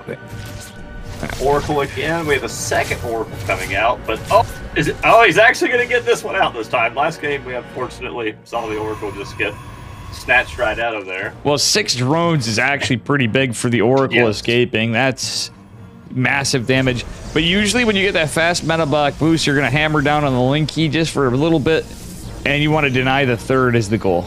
You know? Well, see, and you're right. He actually got so many drones that he couldn't afford to make the lings. He had to remake the drones, so he's having to spend all his larva remaking those drones that he lost. Yeah, typically you're just hammering, like it's no hesitation.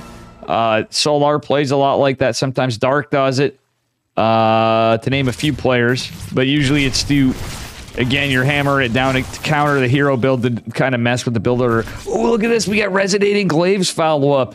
In a robo. Dave, this could get interesting really quickly if he gets a Warp Prism. This could go up to like 7 gates.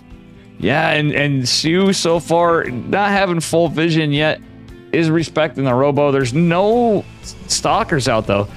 Honestly, Sue, if he just poked his Overlord over, could see these Adepts and know what's coming. Have a good idea, but there's a lot of people that have been using Ruse Adepts, if you will. We are going to the layer. If I'm the Zerg player and I see more than 2 or 3 Adepts, I'm already like, okay, you're getting glaives. Yeah. Yeah, that's not normal. But what he should see, let's take a look at Sue's vision. He does see the gas saturated, so he's going to assume it's double gas satch on the 2 bases there. Anyway, so this is kind of spicy. He's going into the Forge follow-up. I think it's basically the hero. It could be the hero build kind of play with a glaive opener. Oh no, I think Sue actually misread this just a little bit. He's been droning this whole time. Well, he has a Roach Warren about to pop now, and if he I just think has he's to going pull, to take some pretty big damage from this. Oh, I do too. He didn't pull in time either. Actually, Classic not really focus firing as good as he could have. He's gonna get a queen here. I think he's gonna help with the queen count. Oh no! I actually think that 9 drones. Tough to call. I think it could have went better for Classic, honestly. Oh yeah, he could have got way more, but still, he's catching a good amount of drones. And the fact that he's taking down this high queen count's huge. But there's a lot of roaches. Big Daddy Immortal coming out. It is the 3-base Protoss, and we do have +1 on the way. But there's no like. He didn't really tech out of this. It's a lot of gas to spend. I thought he'd get a Warp Prism with this, but 19 drones. Yeti, this is 41 drones. Ooh. Yeah, now he's doing the damn. Dave, I haven't checked. Did he get Blink? I didn't notice. Oh no, he didn't get Blink behind it. He went right into a robo. robo. I saw he warped in some Stalkers. That's why I was kind of like, okay, did he get Blink for like a follow-up? No, he's going up to 6 gateways right now. Yeah, he's pumping out Immortals, getting +1, and he's getting plain Stalkers. So he probably will get Blink, if I was to guess. But he might go right into a robo bay as a follow-up, which I actually was half expecting that with how much gas he had. I was thinking Blink, and then when I didn't see it, I'm like, we still don't see the robo. There's Blink. Okay, he was just getting out Stalkers. He wants to defend the counter push with Roaches, I think. Because he's going to have 2 Immortals. Where's that robo? Yeah, he's going to have 2 Immortals at least and a bunch of Stalkers with some shield batteries, so he should be able to hold the push. The one good thing for Sue is he has had a little bit of breathing room. He's gotten his drone count back up to a respectable count. Now, if he scouts well, he should be able to make the right units, I think. Because he already has the Roach Warren. He just needs to be able to know when he has to make that. Oh, for sure. All right, I said 3rd Immortal coming out. We got +1 finishing up. I think it's just +1 finishing up for Mr. Classic, but +2's on the way for Sue. He's going into Swarm Hosts. Let's go. Oh no, Sue, no, not like this. Yeah, I don't like if he gets enough of them out.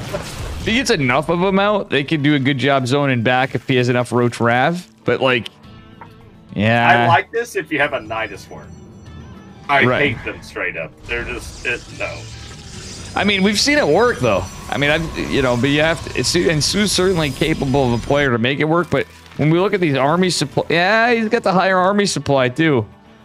There's no Actually, like, Dave, you know what? I'm going to take back what I said. He's actually making a lot of roaches to tank right now. I think it could be a purely defensive move from him. Maybe he's like, you know what? This army's going to be tough. Maybe I can get some free units in there to do some damage. And the swarm hosts do have high DPS, and the roaches can tank. Yeah, did you see this? I think I know what's. He doesn't know where he doesn't have much map vision because he had to spend so much time defending. I mean, he's got great creep spread, but he doesn't know where that other base is. But he could actually. Oh, look at this. Wait a minute, the concave. He could come down the other ramp.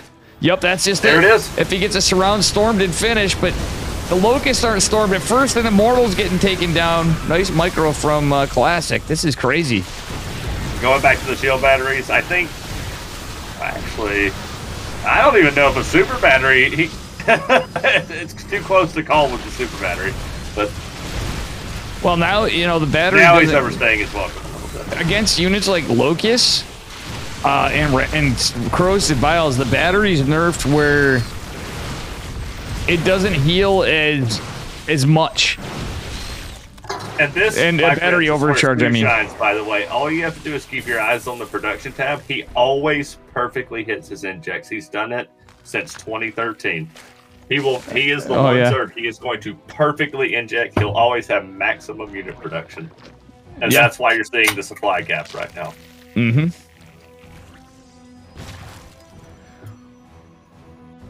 I do wish that Sue would maybe get a few more drones, but, you know, I'm not going to nitpick him. I like Sue. Oh, yeah. Well, I mean, still, it could even take it. He got behind a bit, and he's hammering out. I would have almost rather seen him drop a fifth base or a macro hatch. Yeah. Because he's so good at that. Like, he's just going to be able to even drone up where he needs to when he wants to take it further if he needs to. I think now's the time he's going to definitely drop another base. That has to be coming, right? The problem with it when you're going against this comp, it's the fact that there's High Templar, Storm, and Archons, and that's what Locusts don't like is Archons and Stormy boys. But the Roaches don't really seem to care. Dude's taking decent fights here. They're not bad. Oh, the Biles! Oh, the Immortals! Yeah! Oh, God! Now Sue's like, I don't need a fifth base. I'm just going to make nothing but Roaches and I'll kill them with my Biles. Yeah. So that was actually really he lost, what, 3 Immortals right there? Yeah, that was 4 Immortals in total this game, and he lost some High Templar in there. I saw peppered in. Obviously, he's going to trade out the Gateway units otherwise, but losing High Templar too are another thing to know are so big. But fifth base going to be attempted, but look at this. This army split's pretty sick. Roach run by. That's classic Sue, right? Oh, and he catches it, though. Good move by Classic here to catch this. He spotted it. He's like, for sure.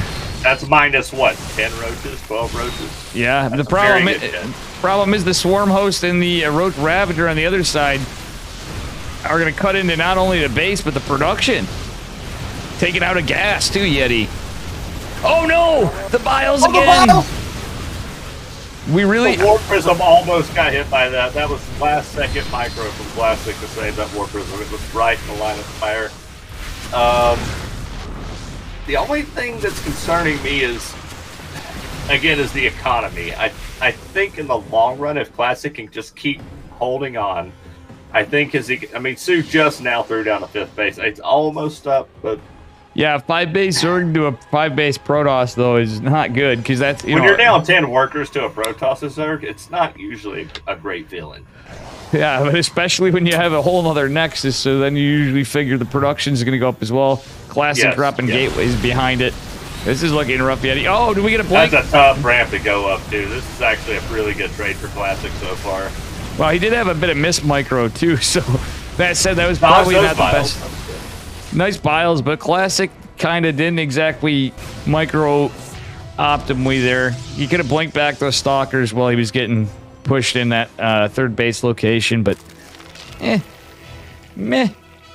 I just hope that Sue doesn't make his age-old mistake of tunnel visioning into like, I can kill him and I just hold down the R button, and then all of a sudden Classic takes these 2 or 3 good trades, and his army all of a sudden is just much more cost efficient, and that's what I'm worried about. Well, Yeti, I'm worried for the same for Classic, because actually Sue is going into a hive and he's got that lurker den on the way, so he is thinking ahead. Classic, on the other hand, didn't go. I like Immortals. Yeah, I know you can kind of fight stuff for a bit, but if the game goes on, Classic needs to retain bases. Sue's starting to take other bases. The problem being is he doesn't have, like, even if he's playing the style, no disruptors. I know they've been nerfed a little, but you know what I'm saying. Bases, dude. Yep, that's a dead Nexus. He could build Void Rays, but I think I love the lurker switch. I actually love that switch right now. Yo, storm drops! Let's go! Oh shit! Storm drops in PvZ. It's something that's becoming meta a little bit. I had a feeling was haven't actually made a tweet about that. This is a sick game. And Classic has very swiftly lost his economic lead now. But the supplies are close, and the army's bigger for Classic. Sue's on like a Terran count of workers right now, though. You know what I'm saying? Mid-60s a build. That's all Terran needs. But like, it's pretty interesting because of the base leads. It kind of can work out for Zerg too. Oh, he's gonna throw away some High Templar in the front line. Yeah, there's the lurkers out. It's Classic. Hey, there's no observer here, right? Don't see one. There's no observer, period. And there's no AoE. Oh, no. And there's not many lurkers, so I think like they're getting like free damage. Well, not free. He's This losing game is insane, by the way. This is absolute insanity. Yeah.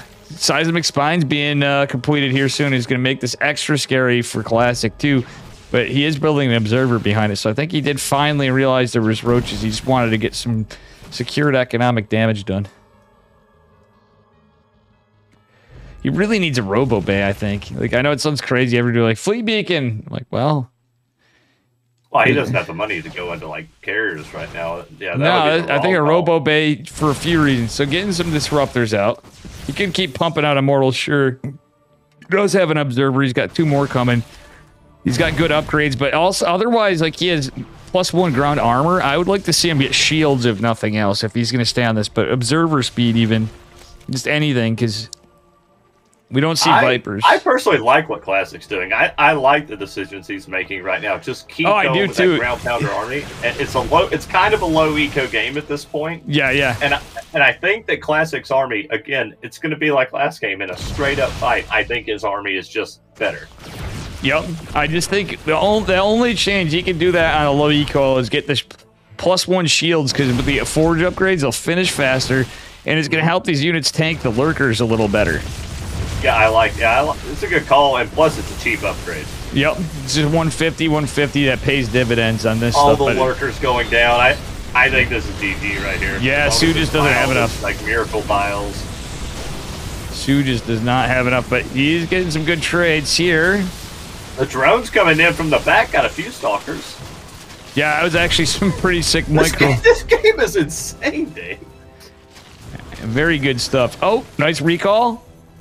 It's going to take some hull damage on an Immortal, but, well, it definitely is. The army supply still in favor of Sue, and he's retained a lot of, well, let's see how many lurkers he has in total. Just a couple of lurkers. I said a lot of lurkers. It's only 2. If he can get that furthest right base from Classic, if he can take that out right here, and I think that's what he's going to go for. Again, he's still, it's not over, but again, if he can take that base out, I think he's in a really good spot, and it looks like that's where he's heading to. Oh, yeah, he's going right for it, dude. There's no static defense. And he's going right for it. Yep, perfect. Target the probes. Yep.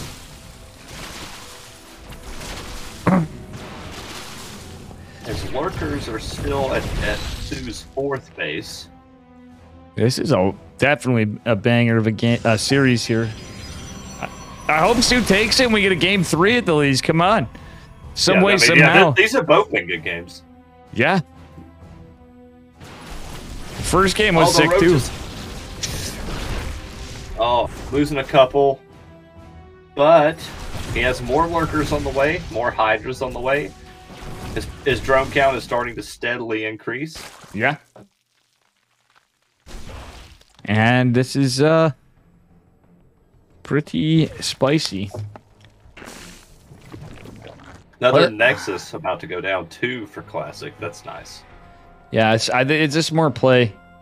It's weird how in the last set of patches and how things have changed out. Like there comes a point in the game where it almost feels like how PvT used to feel against PvZ. You know, on the Protoss side of things. Because you're like upgrade. Yeah, the upgrades and the bases. Like you're like, you know, in the past we just say that's Haas. You know, okay, that's Haas living in his area, but now it became just meta. Fleet Beacon on the way, Stargate on the way, second Stargate.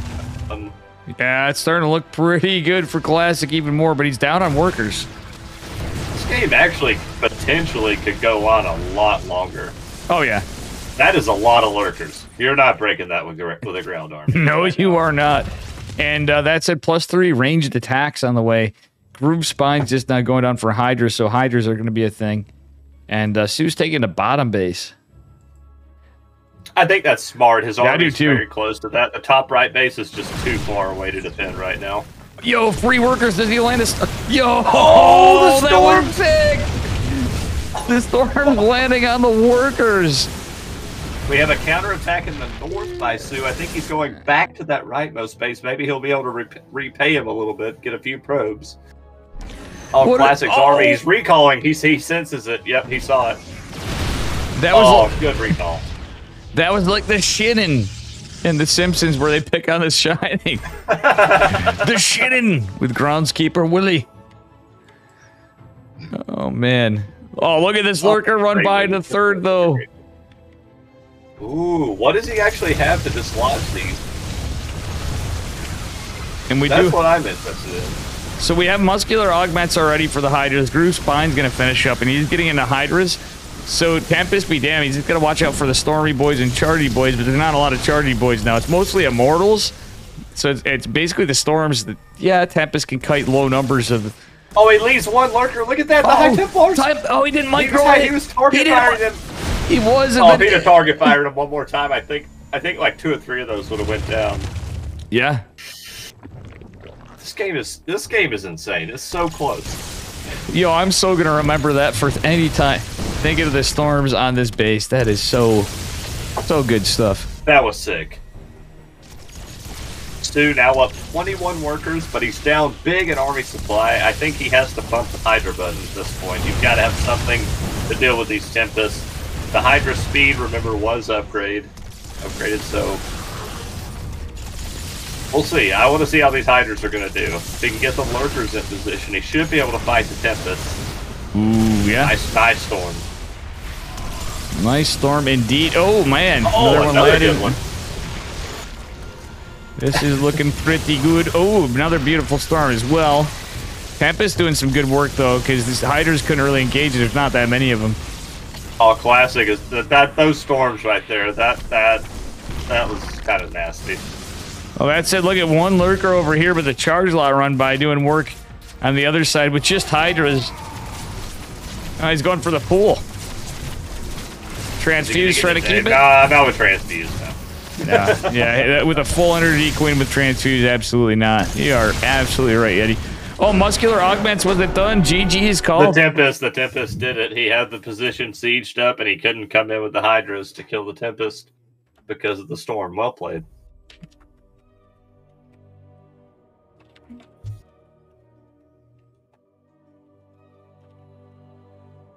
So we're gonna have Classic versus Dark? Yeah. Nice. What a final. Classic versus Dark. That is pretty spicy. I'm gonna ask for a minute. I'm gonna use the bathroom. You want to relaunch it? Yeah, I'll be right back myself. I'm gonna use the bathroom break myself.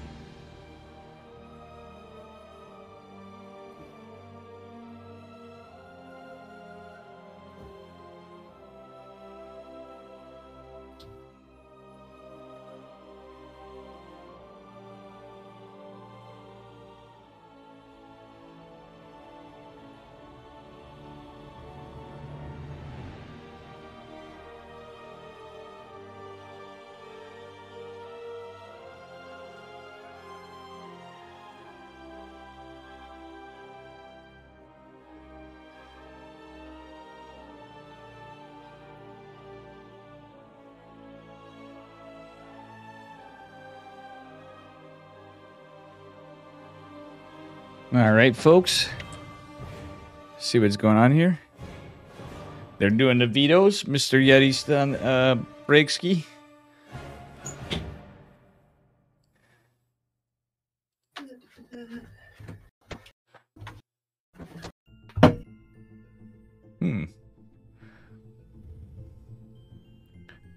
Hello, Dave. What up, Yeti? Hope it's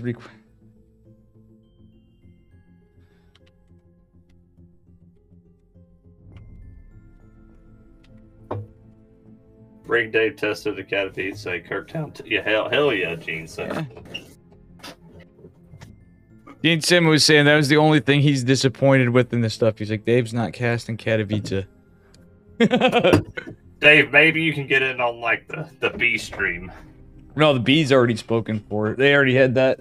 It's Bayo and Steadfast. And Tell me you'd like to be on the K stream. K for Kirktown. Yeah, K for Kirktown. Yeah, I'm honestly, I don't think they're gonna have it. I don't even know if they're gonna have any other ones. They might have a C stream, but I'm not even. It's completely offline too, right? They're gonna actually have in-person casting at Katowice this year. Yeah, it's just Bayo's going there because Basilisk is. I was watching his stream earlier. Basilisk is actually paying for him to go to do some content stuff too.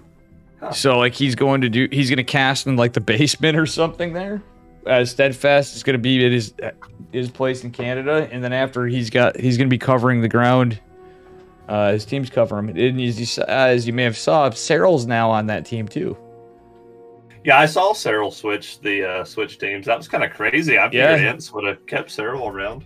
Oh, well, no. Yeah, I mean, what else do we got from Ents in StarCraft other than Cyril? You know what I'm saying? Like, well, I mean, if you want to pick the one StarCraft player that's consistently earned money for the last 4 or 5 years, it's Basilisk had to put up Basilisk had to put some money up for that. But you think of their team, they had Trigger's their first player, then Roddy as a player and commentator, and they want Roddy to play some more, and then they added Beowulf as a commentator because of his stuff, because Basilisk is a research group and they started a team.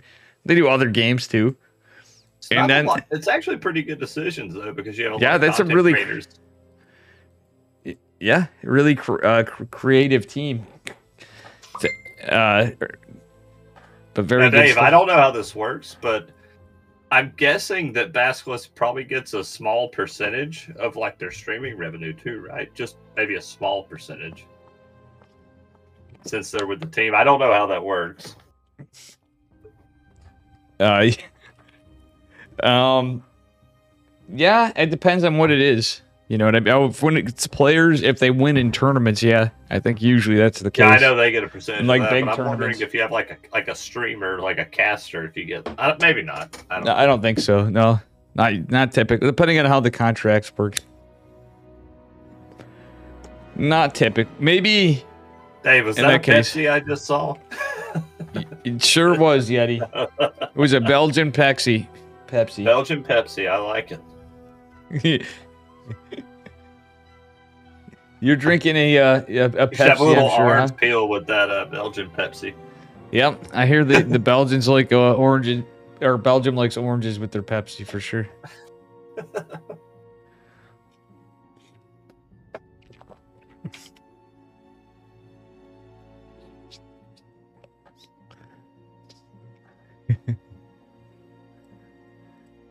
Dave, you know what you made me do today? I haven't watched the movie in years. You know what you made me do? I watched Once Upon a Time in the West again. Watched the whole shebang. Hell yeah, I know we wanted to catch that on there.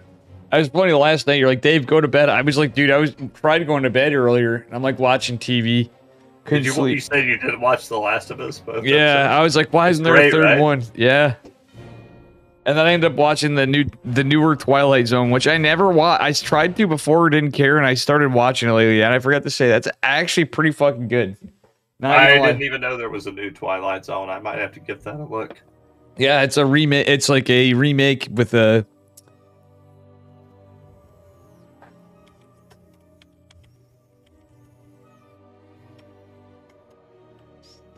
Oh, by the way, Dave, did you know that Shatner was actually on a Twilight Zone episode? Yeah, he was on the one with the plane. Yeah, there was. Airplane. Yep, the airplane and the. Wasn't it the bobbly devil head thing in the restaurant? No. It was there was like a monster on the wing of the plane right by his seat where he could see out the window, and he's trying to tell everybody like, hey, he might have been in 2. Yeah, I know which one you're talking about. You're absolutely right. If he's in 2, I have not seen the second one. I'll have to look into that. It's the one of he was in 2. Yeah, he was in 2 episodes. The Nick of Time was the one I was thinking of, and the Nightmare at 20,000 feet. Yeah, that's the one I'm talking about, the Nightmare at 20,000 feet. That was a really good short right there.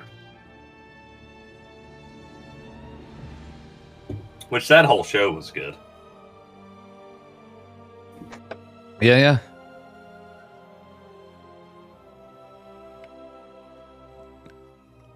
I guess they're doing map vetoes right now.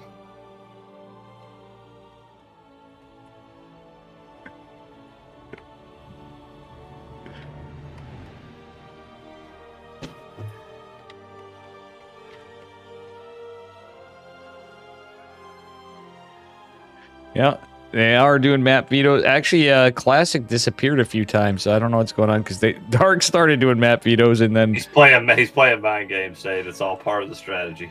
Yeah, he's trying to beat the Zerg Cabal. Now we know what the Zerg Cabal mean. Remember the first day I was talking to you and Hope, and I'm like, what the fuck? And it was all the degens, and I'll tell you what he's doing right now. Dave, Hope wants to hop in on this. Oh, Hope does? Yeah, we only have 2 more left, so I'm going to try my best to cover both before Cat eats, by the way. So Hope asked if he could put in a co-casting thing. We could probably organize it a bit so it's not too crazy. I'll try my best to get both, but like, so we got Monday, and if you wanted to, Yeti, these could be the last I'm going to just joke around because I don't know the information, but from what I gather, I have a feeling EPT is going to be okay. I bet GSL Codes comes back too for 1 more year. I would bet on that. And it looks like the circuit for next year will be good too, right? Yeah. Who knows? For sure. I mean, Atlanta, they were even saying, I was reading a thing about it, they were saying Atlanta was like one of the biggest live crowds there's ever been for a StarCraft 2 event.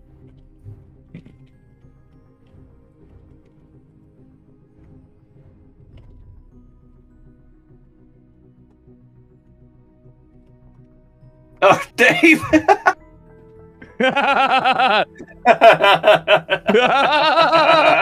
I saw that.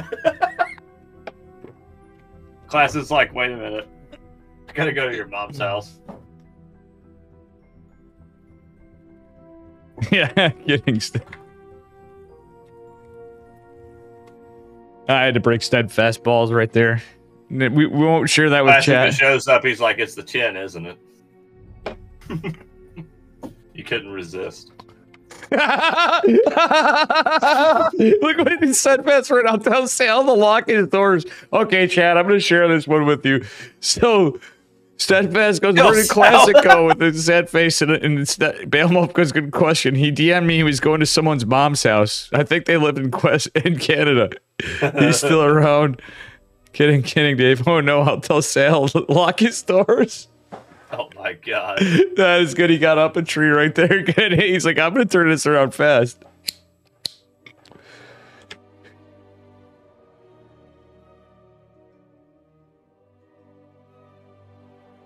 I want to see Steadfast. Oh, God. By the time I'm looking at the stream, we're waiting, guys. Bear with us. We got some good StarCraft coming up. Steadfast looks tired. He would be at this time like all of us, but... What Classic is doing right now, Dave, I'm calling it.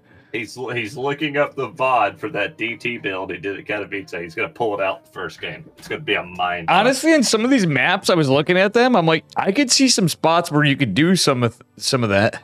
And I'm actually thinking, like, as much as I'm dying in PvP, I'm thinking, Yeti, I think the old Dave needs to come back, and it's Immortal Archon Charge Lot Dave in PvP.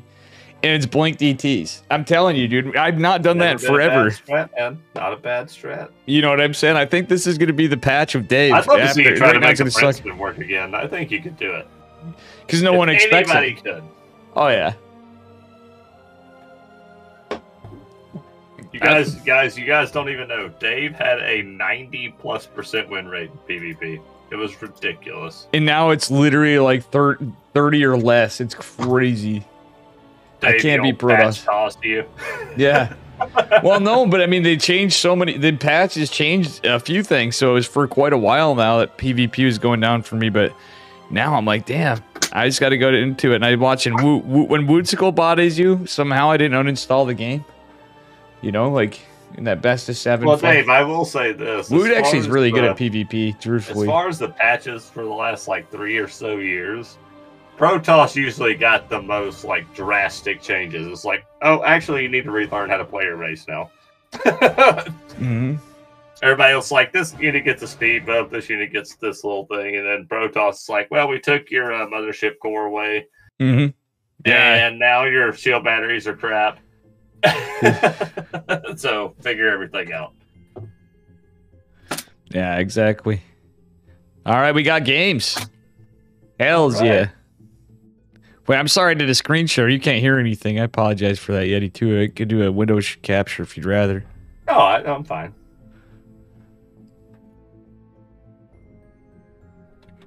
Dave, you're playing dark. Do you see this? Okay, they fixed it. Yeah, rush. No, I was just wondering if you wanted. I didn't know. I just threw it on quick, and I was like, "Oh shit!" Oh, I'm fine. Well, you can do whatever on your end. Then you can be like, listen to music, you know. Yeah, I got that music. I got the StarCraft music. Is what I hear. Okay.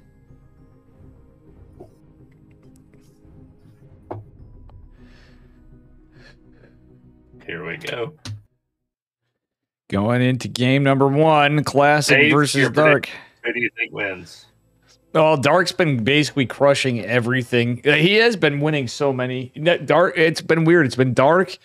It's been like Terrans and Zergs on most of the EPTs. We did have Hero win the last one, so it's possible Classic wins, but I'm thinking it's Dark. I'm probably. Is this a best of 5? Yeah. I'm gonna say Dark 3-0 or 3-1 would be my pick. I love Classic. I just think that Dark is a little more innovative. Well, adaptive player, I guess, and he's cheeky. Yeah. You gonna do the honors, Dave, or me? Up to you. I can do it if you want on this one. Spawning in the bottom right-hand corner of Babylon in the red, representing Dragon Phoenix Gaming. Give it up for Dark. Or Zerg. And the top left corner of Babylon is the blue Protoss. It's El Clasico. El Clasico. I think Classic, if this is going to be the series where he pulls out some cheeky stuff, I think this is the time to do it. Like, against Dark, you got to bring your absolute A game. Oh, yeah. I mean, I'm sure he's happy he's made it this far, so even number 2, he does get $100 dues. I think that's the case still in Asia.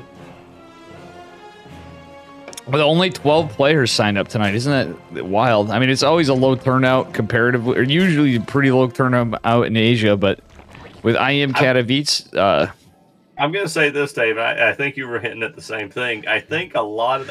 I'm surprised Dark showed up for this. I think a lot of these Korean players and top Europeans are probably like, we don't want to show what we're doing right now, 2 weeks before Katowice. So... yeah. Then again, Dark's like Uber Chad mode. He's probably like, I don't give a shit if you see it or not. You can't stop it. Yeah, I think that's why Estrella's been crazy. I'm happy he played in mine, even Estrella, even at that note. That's why he played random, I think. Yeah, they're just trying to keep everything hidden. I mean, you guys got to understand, they didn't have that much time. They have new maps and a new patch. And they have the World Championship coming up. They're not going to reveal their best stuff until then. Yeah, and the patch was adjusted each time, and now, yeah, it's wild. Because they've been playing on the patch in its earlier stages throughout EPT for the last month and a half, but it's been tweaked and finalized. Yeah. So that's, and then the map pool too came in. Yeah, right. But you also, players like Classic and Sue, I mean, they're not going to Katowice, so it's not that big a deal. But I mean, Dark is going, so it's kind of crazy that he's playing. Yeah. But a treat for us. Still, yeah, absolutely. Some people didn't end up showing up too. You know, they were probably busy, whatever. Like even Hanmano, I thought he might play, but maybe he was probably busy. Hell, some of these guys are in school and stuff, and you know, even in the not so higher rung of this, but the semi-pro pros, if you will, at this point for the stage of the game. They got lives and stuff. It's going to be an Oracle build from Classical again for an opener. Same build. Yep, he's doing the same build every game. It's just, it seems like that's what he's comfortable with. He's going to go Oracle into Twilight. Yeah, I mean, it's just a standard. Yeah, it's very standard. It's pretty much the meta. The hero build, he'd be like rushing for the Oracle and then rushing for, okay, he is. This might actually be the hero build, truly. He's going for a very fast third base, it looks like. Well, yeah, it's still pretty quick.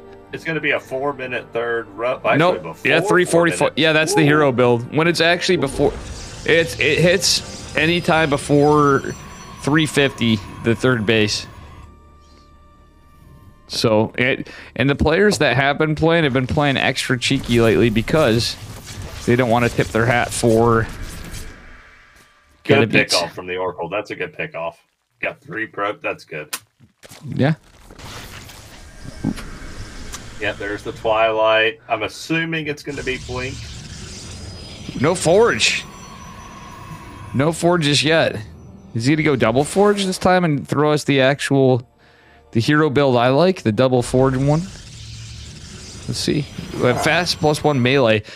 Dark knows how to respond from this. Like, Yeti, I don't know if you noticed this, but ever since the hero build, Protoss have been doing this glazed. for... I was about to say it might be glazed. Oh yeah, it is glazed. It's definitely glazed. Yeah. And honestly, I like this. But I hope he actually... If he brings a War Prism, this could be good, because Dark's already going into +1 melee, which is great against the hero build, but what a plot twist. I love it. I love this build. Not so great against the Adepts, by the way. Not so great. There are going to be Banes, which is your standard thing against the hero build, but yeah, exactly. Adepts do a little better. Like, it's a better situation than if it was just roaches. But we obviously don't see a roach warren. Everything would look pretty normal on Dark side, like for a hero build, but it is not going to be the case. Dark opening up the rocks, I like that. It's just going to give him more space for his Ling Bane to operate. I don't know about that stasis ward, how much I liked it. Took some hull damage before, but it's a lot. Oh, it's a queen walk. Oh, uh-oh. Dark, you cheeky devil. It's going to be an all-in. He's going to hit a +1 queen walk. Oh, he's going back? Yeah, he sees now it. He sees it. He sees it's the depth. He's like, oh, shit. Now he's still going to push in here with these +1 melee lings, which aren't quite +1 yet. They will be. That's nice. That's a great counterattack, because now you're either forced to recall or warp in at your main. You don't want to do either one of those things, and Dark just forced it. Well, +1 just finished before, or after that. So, some of the lings were picked off, and the Baneling's going to be a bit of a problem, but, you know, now it's going to sound funny, but Immortals actually serve a good purpose here, Yeti. And that's soaking up these Banelings, if you can get it out. Tankiness. I bet he's going to go into Blink right away after this, too, when he gets the money. I think he's just going to transition. I mean, the shitty thing about that is realistically, in this stuff, there's a couple things. Banes are really good against Adepts, but Ling's not so much, but the same nice splits. Yeah, he split that up pretty nicely. He was all spread out and not soaking at all, but he did lose a lot of probes, but not. He's ahead still, though. Well, for a little bit now, Dark is droning up behind this too. He did an inject cycle of wings, and he went into an inject cycle of drones. I think it's got to be Blink for the follow-up. Skatu, how you doing? Transition. Had to give a shout out to good old Skatu in chat, Yeti. The man, the myth, the legend. What a fucking legend. That guy, literally in like 2 days, dumped like $1,000 into StarCraft. entertainment for Scotty, all. how you doing, buddy? All right. Stalker and an immortal in the wall. I wouldn't hate the immortal going behind that stalker with this many lings.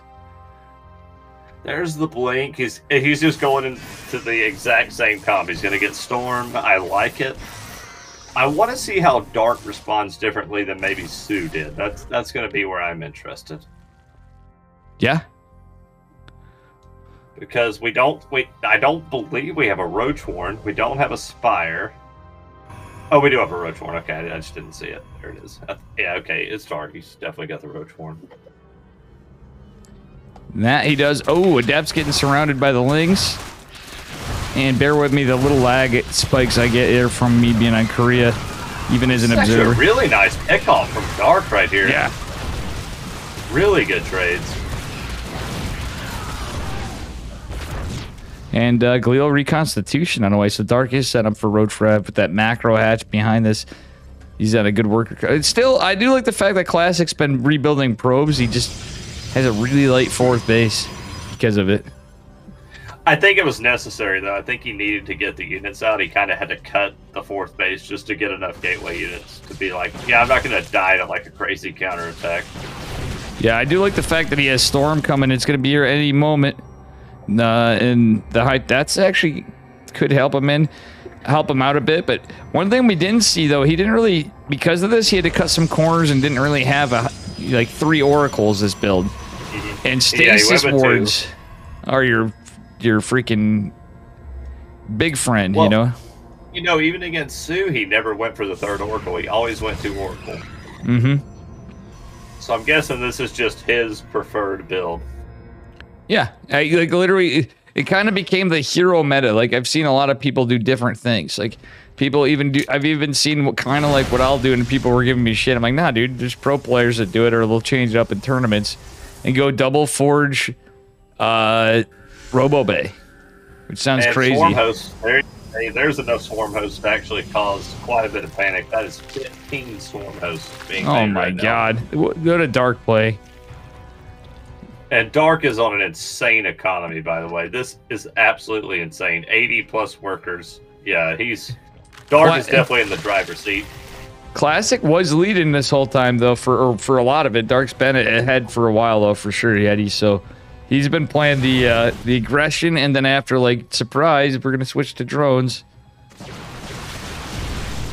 Weird game. I'm interested to see what Dark does after the Swarm Host. I wonder what he techs up to next. Well, he is going to do a Hive, so I have a feeling he's going into Ultras. You think Ultraless? He might, yeah. He's at least getting Vipers. He might go into Infestor Viper.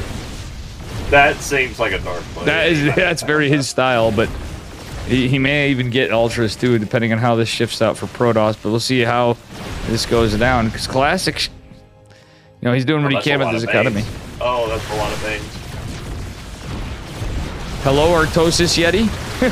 Oh, it's a lot of Banes. That's a lot of Banes. Oh, and Artosis, though, there were like 80 of them. Yeah. There's so many Banes. So many Banes. All right, here come the Swarm Host. They have their Locust Wave up. Classic's army, though, this is a scary army still.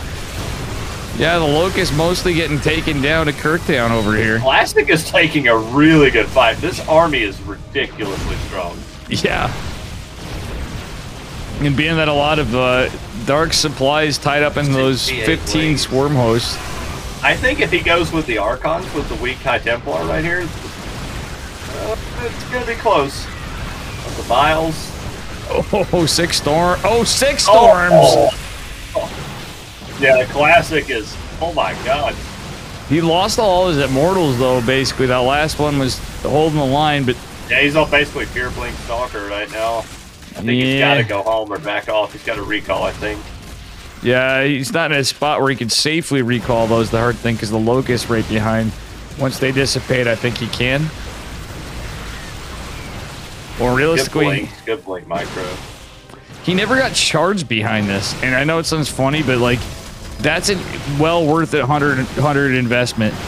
Absolutely, but you see, he never got it in the other games too. I think this is. Well, just he did. his No, he style. got it. He did get it in the last game we watched. Oh, did he? Yeah, usually, and it was a resonating glaives play. But charge lots, I feel like, are always worth the investment at some point in the game. Just because it's so cheap and it lets you save your gas for better things. Yes. In that case, even stalkers in this case are better things.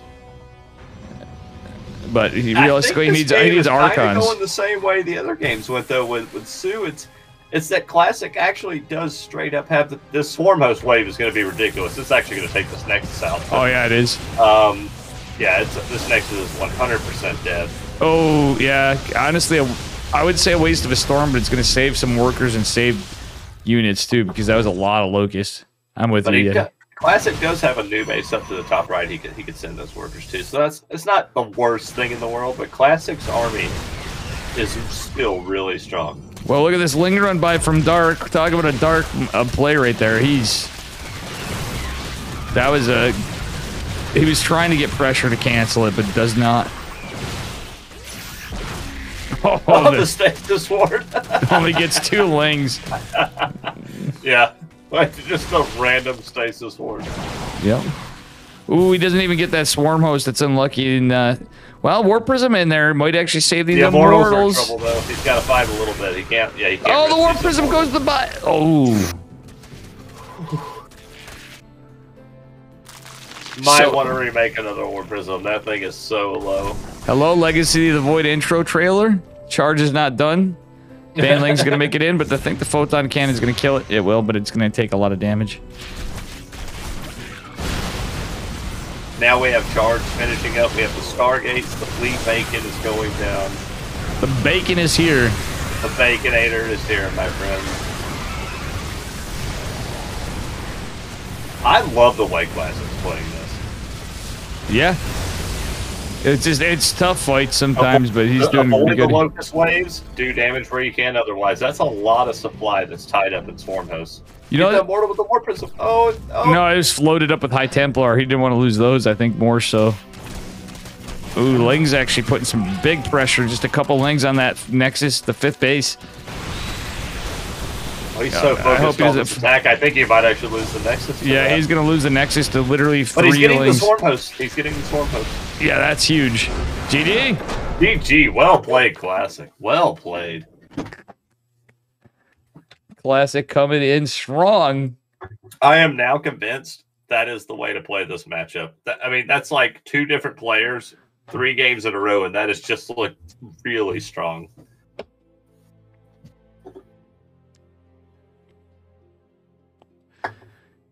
Dark Cursing Mountain Korean.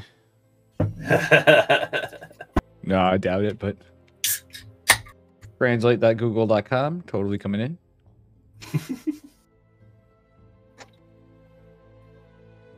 Thank you for your effort, is what it translated to, which I doubt is correct. Probably like you fucking try hard. Yeah, I think that's probably what it is. Like, they aren't supposed to. It is dark too, so. The ladder map version is outdated.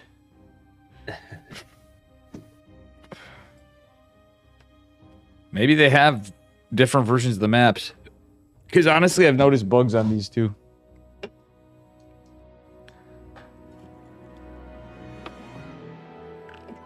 Shout out to Omni, though, for actually making it his map in the map pool. How based is that? And character, dude. 2 people we were friends with from a long time. That's crazy, right? Yeti? Bro. I might be away. Yeti, you're muted. Oh, maybe you did a call or something. It's okay. No pressure, no rush.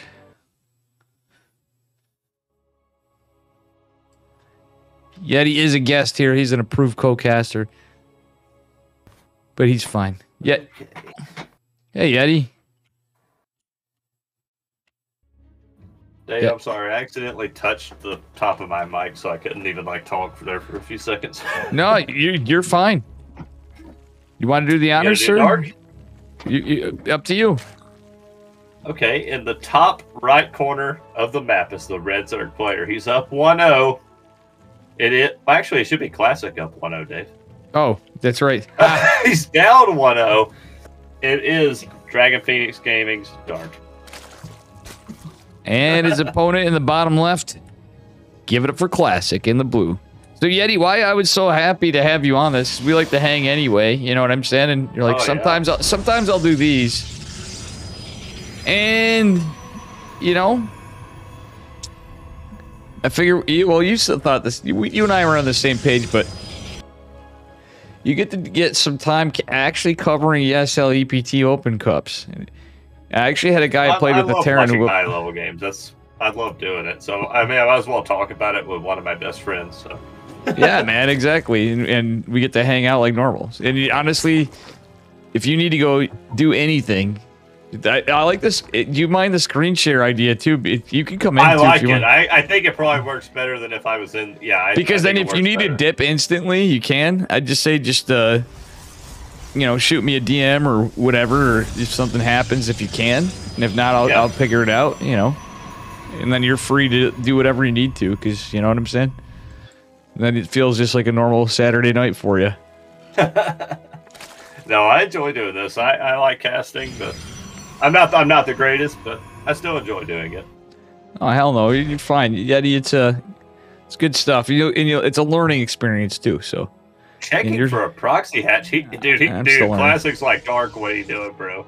Yeah, base. That was so base because he saw the pool, he saw the gas. He's like, Dark is up for some shenanigans though, and this is one of those maps. Cistern has this big side in the base for Niduses, for drops, for war prisms, for Ventral Sack Overlord. All wins against Terran, Dave. Wink, wink. Yeah, I don't remember I'm letting you know that. Yeah, some of the changes though too in a lot of the meta. Like I don't know. I played against a guy I was mauling against, and I was kind of a little flamey. And then after he hit me up, he was actually pretty base, and he came into Twitch. He goes, to be honest, I don't watch ESL. He goes, I watched some of it, and it seems a lot more scuffed than GSL. I only watch GSL. I'm like, dude, he's pretty based. Fuzzy Desi, how you doing? Well, I used to only watch GSL. I was an elitist, but you gotta watch the other stuff too, man. Like, there are some great games on the ESL that get played. Like, yeah. And notice a lot of the bugs half in this game. That's true. There have been a lot of bugs reported. Like, I heard about an Archon bug, Dave. What's up with that? I didn't see that one. There's a Colossus bug. Vindicta actually had something posted. I actually looked on Reddit earlier because somebody sent me to Reddit for something, and I didn't even bring it up today. Where his bunker with the Reaper, you know, you do that against Protoss. The Stalkers outranged the bunker completely.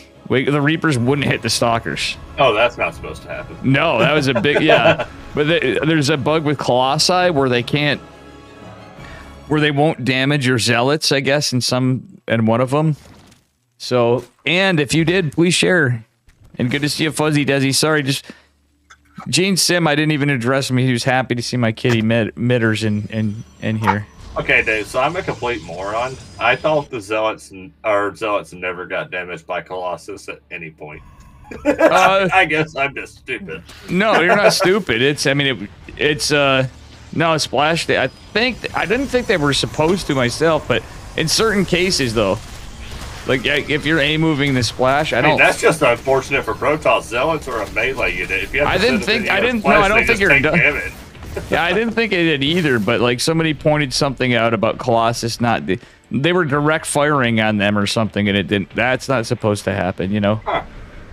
I'm about to say maybe it was a quality of life. I never noticed Zealots taking friendly fire. Yeah, I didn't either. I don't think I got to look back on it. Hearthstone did something on it, and I kind of. But you're saying like if you actually attacked, moved your own units, Zealots, they wouldn't take damage. Okay. Yep, this was something different than.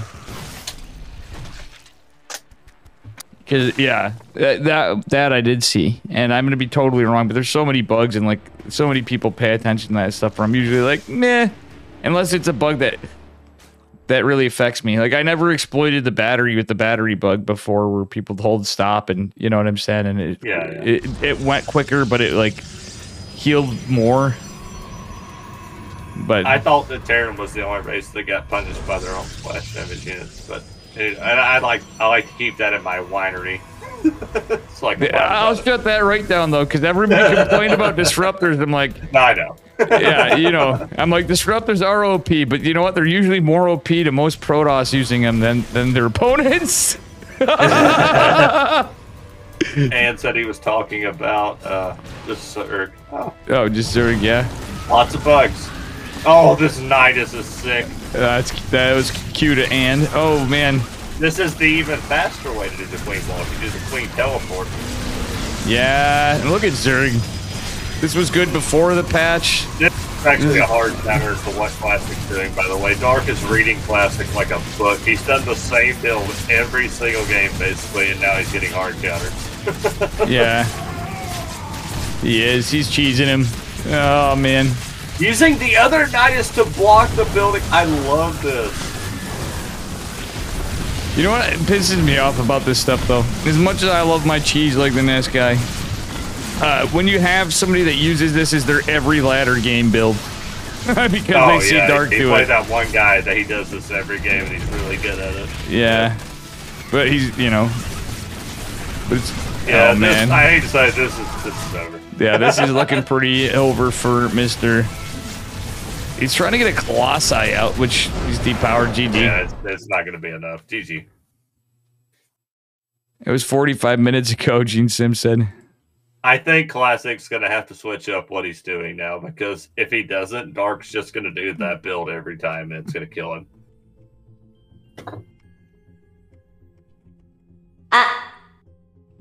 Zodium's in chat. What up, Zodium? How you doing, brother? It's been a minute.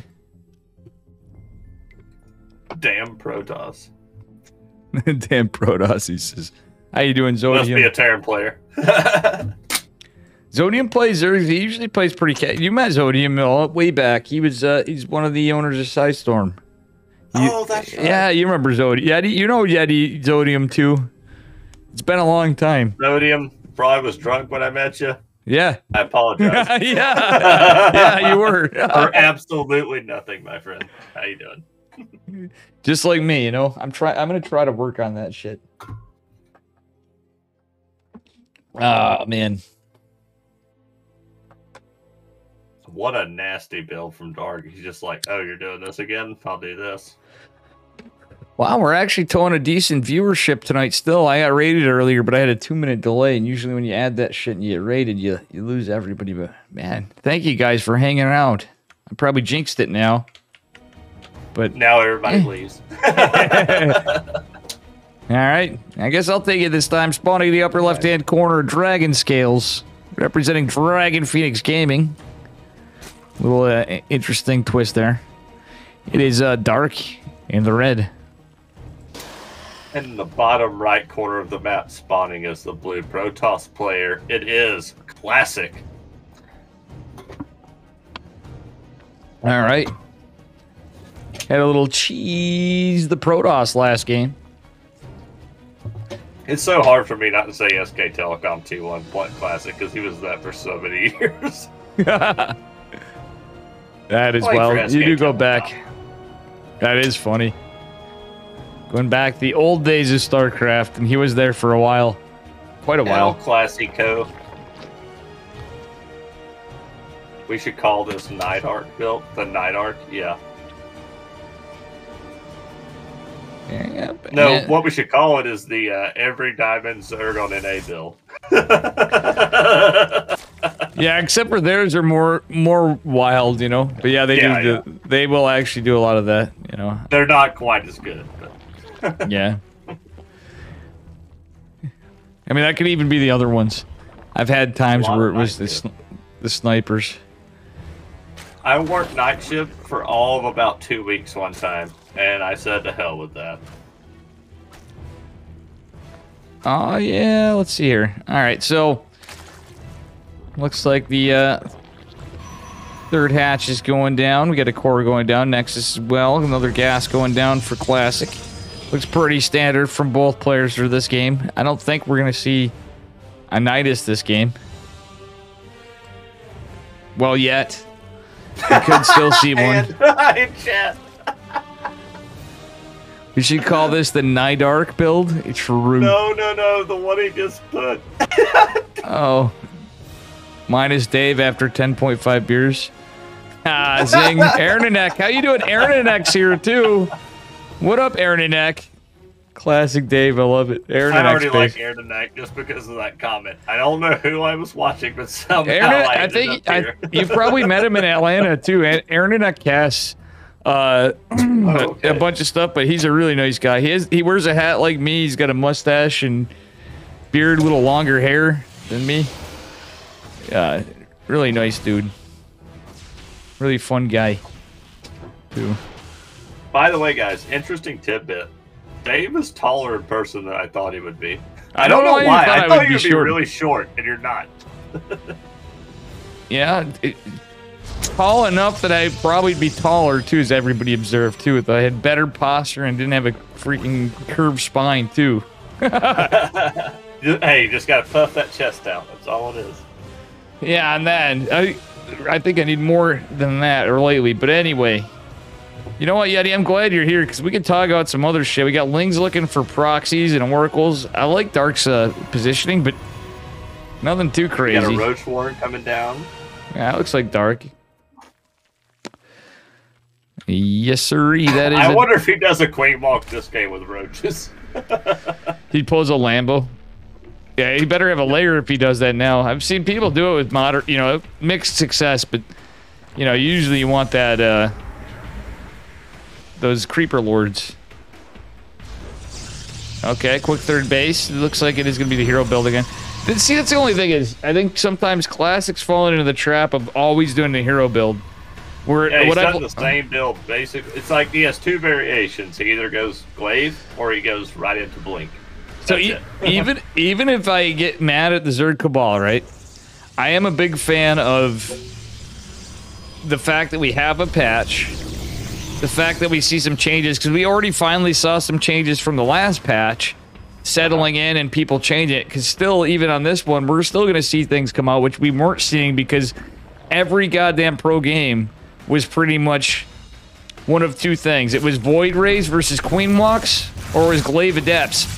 Was the big exception. You know what I mean? Dave, Dark's doing the Warlock build, by the way. Oh, man.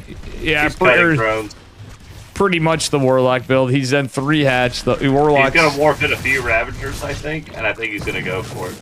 The only good thing with this is it takes longer for Ravagers to morph by like 6 seconds, but it's not good. I actually like that change, though. I think as far as like the cheesy stuff goes, I like it. It's supposed to be for immediate defense, too. It was the intention. Yeah, well, it's like, oh, here's my fallback. If my roach gets down to low health, I just remake it with a Ravager with full health really quickly. Yeah. Yeah, there's so many forms of what we'd call the Warlock build, but there's so many players that have some. Renegade actually had a build for years, apparently, that was pretty much like the Warlock build. Ghost! Which Renz was Ghost. like... How you doing, buddy? What up, Ghosty? Ghost, one of my oldest friends on here. Love Ghost. Oh my god, look at this. All sorts of damage being done. Oh my god, 4 workers, more workers. Rav getting done. The Void Ray's out, though, now that the Void Ray is out. I think this hatchery, or not hatchery, what do I call it? A Nexus is going to die. But, the Ravager's morphing in might not be the best call right here. Well, he does, it is the thing, is he's roamed up a little behind this. Void Ray is going to get out of harm's way. So, what sucks about this for Protoss and how Dark does this build versus the Warlock build, Warlock's build's way more all-in than Dark's. Like, it's not all in, but he can macro out of it. Well, yeah, Warlock's pretty much all in. This is a 3 hatch build, so he's like, it's just as cheesy, but we can macro behind it, so get wrecked, Protoss. I love that he's keeping this pack of Lings just hovering around it. They don't have to do anything, they're just threatening. Yeah, so you kind of have to keep making it to this point. It's going to be really hard to retake a 3rd Nexus fast. Yeah, I do like this Void Ray going out trying to get some presence. Because usually with a build like this, actually, he needs to get some work done because there's not the thing with builds like these and like as you say, the Warlock build as we call it, is there's not a lot of queens. No. So you have to cut something. But you have to micro the hell out of the Void Ray because it's about little damage you get and little hull damage you take. Oh my God! A corrosive bile. A set of corrosive biles killed the Oracle. That's crazy. Dark is so good. He's down. He has no oracles left, right? He made 2. Yeah, I think that's the end. Yeah, both of them are dead. He's all smoked. So that's all. Basically, all the pressure is gonna, map pressure is gonna come down to this Void Ray being alive. He's basically just sitting back, and Dark can just drone up at this point. Now, I don't feel as bad when people give me shit. Dave, why don't you build Void Rays? Every pro Protoss player we watch never will go back into it after because you don't want to bait out the Hydras, especially now with the muscular augments buff and etc. But at the same time, like, I almost feel like building another, like, one thing you could do because you've been economically fucked with, you're trying to tech up, is build one Void Ray. They're just they're more expensive now, but just getting 2 Void Rays out, even for defensive purposes or picking off units on the side, scouting, you can even bait Hydras and then go into Storm. You know what I'm saying? Well, I think that defensively they're a great option, especially against like Roach attacks and Roach follow-ups. They're invaluable. But they're not good against Roach all-ins, though. I will say that. You've cost yourself a Robo. You've cost yourself a follow-up. Yeah, and let's be real, Void Rays are... It's a ridiculously silly before the patch. Watching Void Rays against Hydras, I'm sorry. That's just Kirktown for Hydras. It takes like 2 Void Rays to kill a Hydra, it feels like. By the way, Dark is doing my worst nightmare. He has Nidus Worm Swarm Host, and this is going to not be fun at all. It's scouted though, but at least, it's not going to matter. It's not going to be fun at all for Classic. Wait, he's got Storm! He's got Storm! Pull the boys, he pulls the boys. Get some good Storms. Good Storms. Oh my God, that's about as good as defense as you could have had, Yeti. Yeah, it is. He saved like all the probes, basically, but there's another one. That's the problem with this stuff. The thing is, with Nidus Worms and Swarm Host, the Swarm Host becomes 10 times better. Well, this Void Ray's paying dividends, because look at this. He's going to get it. Hopefully he kills this Overseer. And it looks like Classic's scouting for it, doesn't find it yet. Come on. Wings on the production tab. Wings are smart. Blood in the water, but I think Lings are smart. There's a lot of High Templar, but not... It's mostly Stalker, and there's no... Well, there is Blink, but I wouldn't hate charge with this. Another Knight is coming in. Classic didn't find the Overseer, but he's now... Remember, two of those storms were spent on the Locust. Yep. So, that's -2 storms for the all-out fight. Oh, he stormed his own units. Oh, no! Oh! Another storm coming in clutch, but I think these Lings are going to live for a while. Use battery overcharge at the front. Yeti, this is not looking too good. This is not looking good for Classic. He actually stormed a lot of his Stalkers there. That's why they're so low. He had to, though. He literally had to. He had to. That's literally your only option, because it's better than losing the High Templar, I guess. He didn't, like, kill the Stalkers, but definitely... Oh, no, a storm on the... That was a good storm. Yeah, good storm on probably not the greatest units to get when you got Locust behind it, but still, I'm with you. Back, good storm again. Again, Classic is taking about the best fights he could, but I don't think it's going to be enough. I think Dark just has too much tankiness. He can sustain this fight. Now, you're going to laugh, but what I would have liked to see in there, and I know it's easier said than done, he's being patient and calm. I know he doesn't have the numbers, but a lot of the army supplies tied up in Swarmos. A blink forward, an aggressive blink forward would have actually been good because it could have body blocked the Roach Rav a little bit.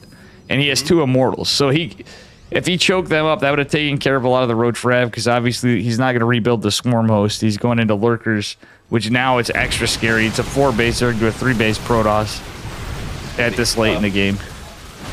This is going to be so tough to hold without tankiness. His whole army is so squishy. Ooh, the Locust!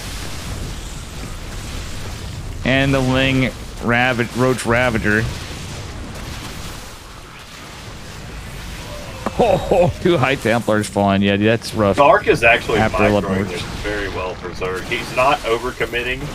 He's just waiting for that next thing to come in. He's not overcommitting.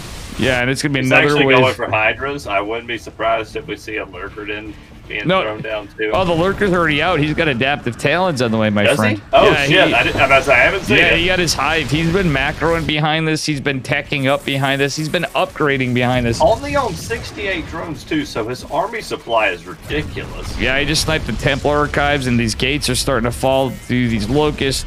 Another knight is coming in, and that's going to be lurkers. I guarantee it. And there's no observer, I don't think. No, not an observer. Nidus is going to fall, but I don't want to call a classic out, but this is it's pretty. It's 5 base served with pretty good saturation and really good tech. Versus I lost my Templar archives, which was my only tech. Oh, he's going to go up into the main with these locusts. They're going to be able to get some production at least. More production. Yeah, he got 2 gates and a Templar archive. He can just target pylons. This would actually be huge. Look at classic supply. He's just going to be super supply block. Yep, that's the right move. Yeah, there's a War Prism, but that ain't going to do you no good with not much production or supply. And you already are at a disadvantage for units. This is greasy play from Dark. Dark is the way he's playing seems to be countering like just the opener classic does. It's like I know there's a lot and what you're doing. You're not mixing it up, so I'm gonna take advantage of it. Well, that's the thing too. Like, every build has its counter. Sometimes there are build order counters. Period. Like opening Stargate against Protoss can set you up, even if you're doing whatever with it. Sets you against certain. Oh my god, he's gonna get the Stargate too if he target fires it. That Stargate will 100% go down if he target fires it. GG. Yep. GG. It isn't this magic catch-all, like, it saves the day for all things for Protoss, like, in any matchup. It's literally, like, you're vulnerable to... The hero build is basically built on being able to get aggressive with gateway units later, and you basically take the tempo advantage. Mm-hmm. If you're forced back into your base...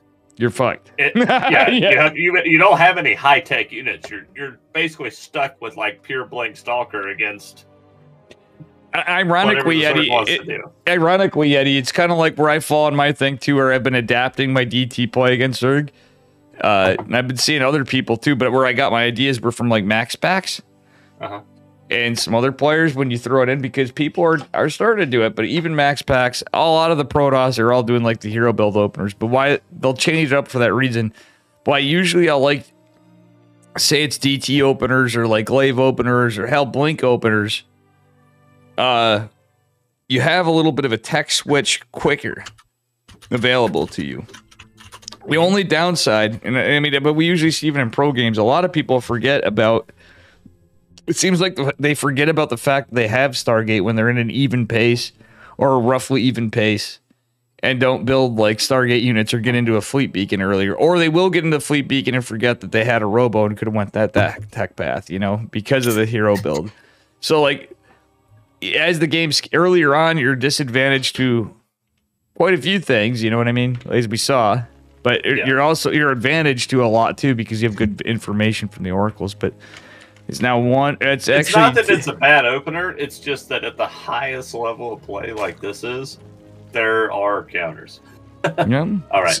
In the bottom right corner of the map, as the Red Zerg player, he's up 2-1. It is Team Dragon Phoenix Gaming's Dark. And his opponent in the upper left, I believe he's currently teamless. He's blue. He's got cheesed by the Zerg. Give it up for Classic.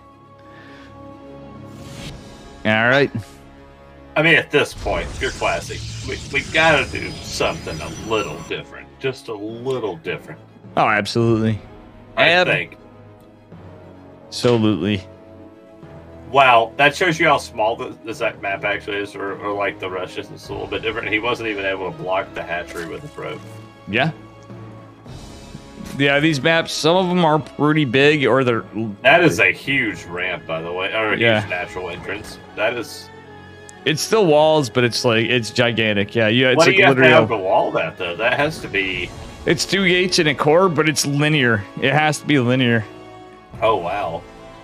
Which linear wall, you know what I'm saying? That leaves you to some disadvantages too when it's straight, like still a 1 hex, whatever. But Well, the good thing is Classic knows he's not getting like early pulled or anything like that, so he doesn't have to like panic and throw down a gateway in the wall. So,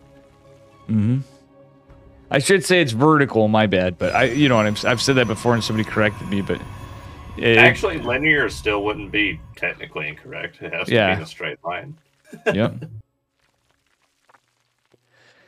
So, I think we're still going to see Stargate, but I hope Classic changes it up this game, because this is match point. You know what I'd like to see, David? I'm going to be crazy. I'd like to see an old Zest build. I'd like to see multiple Void Rays after the Oracle, and just fucking go ham on them.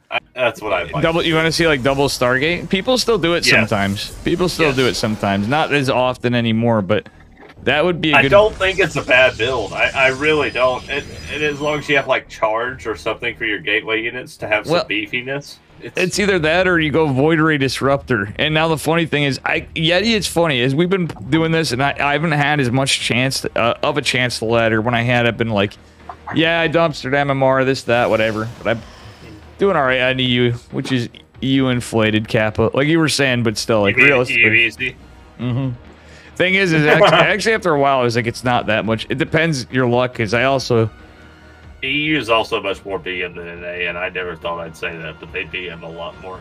I actually was starting to hit higher ranked players on unranked on EU than I was on NA. Like I was at high, like when I had more MMR in NA than on my EU, which was higher. I was like, what?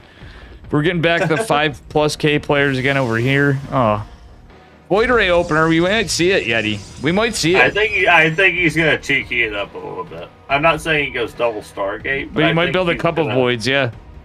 I think we might. I'm gonna be crazy here. I think we might actually see charge first out of the Twilight. That would be sick. If we see Void Ray charge, I'd be happy. But even the hero build on its own, like a lot of people they'll never deviate from Blink. Oh, I like this. He's going to Oracle after he can actually. Well, he missed that Overlord, but he's gonna actually be able to snipe 2 of these Overlords. That's actually smart that he went out, because if you do it to the first one, usually. By the time your Void Ray goes in, well, this map's big. It would have caught. Well, guess what? That's 2 dead Overlords. Yeah, right for there. sure. Not quite paying itself out. Like Void Rays are expensive enough now, where it's basically got to get like 4, but still. And we have a supply block incoming. Very bad for Dark. It's gonna be a pretty bad one. Oh yeah, that's huge. That is huge. And he is going right into the Twilight, of course. Going into the hero build third base. Oracle pushing out. Void Ray staying home defensively. I actually wouldn't have hated if he pushed out with a Void Ray 2 on another side. Sure. Because you can even get drone damage, even if it's a little bit of drone damage. And scouting. You also get scouting from 2 different angles. Yeah, I like that. No hull damage yet on this Oracle. If he can just get out. There we go. That's not bad. Yeah, no, he's looking pretty good. He just took like 1 spine. That's it. It was 3 HP. All right, so it's looking more like it's going to be Blink. Glaive, whoa. He's going way off the rails. Okay. Yeah, we've seen him do this build before. We'll see if it works out this time. Dark going for +1 melee. I think this, if I'm not mistaken, I think this was what we saw in game 1. Yeah, we're getting the Baneling Nest. This is what we saw in game number 1. Where he went resonating glaives. Did Dark see the glaive again? No, he didn't, but he's going to lose the Oracle. I think we saw that in game number 1 too, actually, though. And that's the only Oracle he made. He went Void Ray to 1 Oracle and then cut Stargate production. So he has basically no vision now on the map. Gref's a mod who let that happen. He was voted in. Aaron and Heck. And mod, unmod. I've not even unmodded the people I'm supposed to unmod. And some of them I probably won't. Dave, you're just too nice. Yeti, I need to remember after we're done with this to tell you so. Oh my gosh, good catch. Based Aaron and Neck. You gotta tell me something. Uh-oh. Oh yeah. Nah, it was stupid bullshit. But... Oh wow, Adept's actually target firing the Banes. He gets all the Banes. This is horrible for Classic, though. I mean, but still, he didn't want to lose all his Adept. He actually traded better than he would have. And he, oh yeah, he did. He made it in the main. That's the thing. Can he get drones right here? Well, he's killing a lot of lost mining time. He's getting 5. He saved the Adepts, and then there's more coming in. Okay, the more coming in is good. And that's the end of that. 8 workers. He's killing like little stuff. A spore. Okay, if Class is the kind of player that never actually hesitated just a little bit with sending the wings back. I think he could have stopped this a little faster. He kind of was a little bit hesitant to do so. Oh, good choke point for the Adepts. But he's not hitting the lings, but still, there's a lot of lost mining time. Let's look at the income graph. Classic turned that into a really decent trade. And he's all is considered. Like, I mean, it's not just me. Like, think of, like, I can think of, like, semi-pro players or, like, pro players on the lower cusp, and you'll see adept stuff happen, and you'll see maybe some tech and stuff, but Classic was actually macroing behind this. He got a 4th base. He's been building probes. He's been teching up behind all that. So that lost mining time was huge. It's actually costing him a little. If he can get that drone, that would be nice. Well, look, it cost him a lot, and it's even trades. But 61 lings were done. He actually killed Banes in process, which was better than he could have lost those adepts to Banes if he didn't do that. So I personally don't hate it yet. And the great thing is he has his tech going up. Storm is almost done. He's got another base pretty much done. I think Classic's he's in a much better spot than he's been in the last 2 games. He's not on the defensive, he's on the offensive. Yeah, I like this. The only thing he didn't get for a guy that doesn't usually tech robo and stuff, he didn't get blink. He didn't get charge. He never got blink? Nope, or charge. Blink would be better, obviously. You know, he did scout out the road for him, but I think I'm sure he'll get blink coming up, though. He's definitely got to get that. He's still getting worker damage, though. So he's basically even out the worker damage, but secured his 4th base at a really good time. So economically, he's fine, and he can do whatever. He's ahead. This is a game I wish he did tech out and go into a Robo Bay or something. Hell, I know it sounds stupid. Colossi suck against roaches, but even if he went Colossi for the lings, he just storms for the lings, I know, and then went like, okay, I have some High Templar for storms, but used more Archons, because Archons are still pretty good against Roach Rav. With Immortals, especially, you know what I'm saying? Not, you know, yeah, they're clunky and eat biles, but, oh, look at that dead Well, ling. the way Dark's been playing, with a kind of a ling-heavy follow-up from the Roaches, Colossus wouldn't be that bad. Yeah. Gref in chat's like, I wish I could have played this. It's an easy tournament for cannons, because there's only 12 players. He's like, I would have made some money. Our 15-year-old cannon rusher from Ukraine, buddy. You should change your name to Grief instead of Gref. He just cannon rushing people. Yep. He causes a lot of grief. Yep, a lot of grief. Oh! Oh. Those High Templar looked in trouble if he wasn't paying attention. One thing I'm going to say about Classic, his storms are always on point. They're like the best storms you could possibly land. He puts them down at the right time. Well, now here's a tough spot. High Templar, but for not the Banes. He sees it. He doesn't have anything to defend his base. Good warp in. Good warp in. Still, that's going to be minimal damage, I think, on the Banes. Nah, he split his probes, yeah. Minimal. That's minimal. Comparatively, yeah. Oh, that 4th base is going down to the 5th. It's done. And blink is not done yet. That's a problem. If he had blink, he could blink on top of the shit. I think he forgot it, honestly. Yeah, I do too. Well, he was so aggressive with the fact that he was able to macro that well. Yet he's actually he got impressive. Everything else, but I think he did let that slip. It's just one small mistake, but still, look at this Bane bust on 2 fronts, and the workers are just coming into position, and he's out of position. Oh no. Is he paying attention? Is he paying attention? Oh, they go by. They go by. But there's 2 fronts. This is a lot of ling run by Bane bust and Bane's.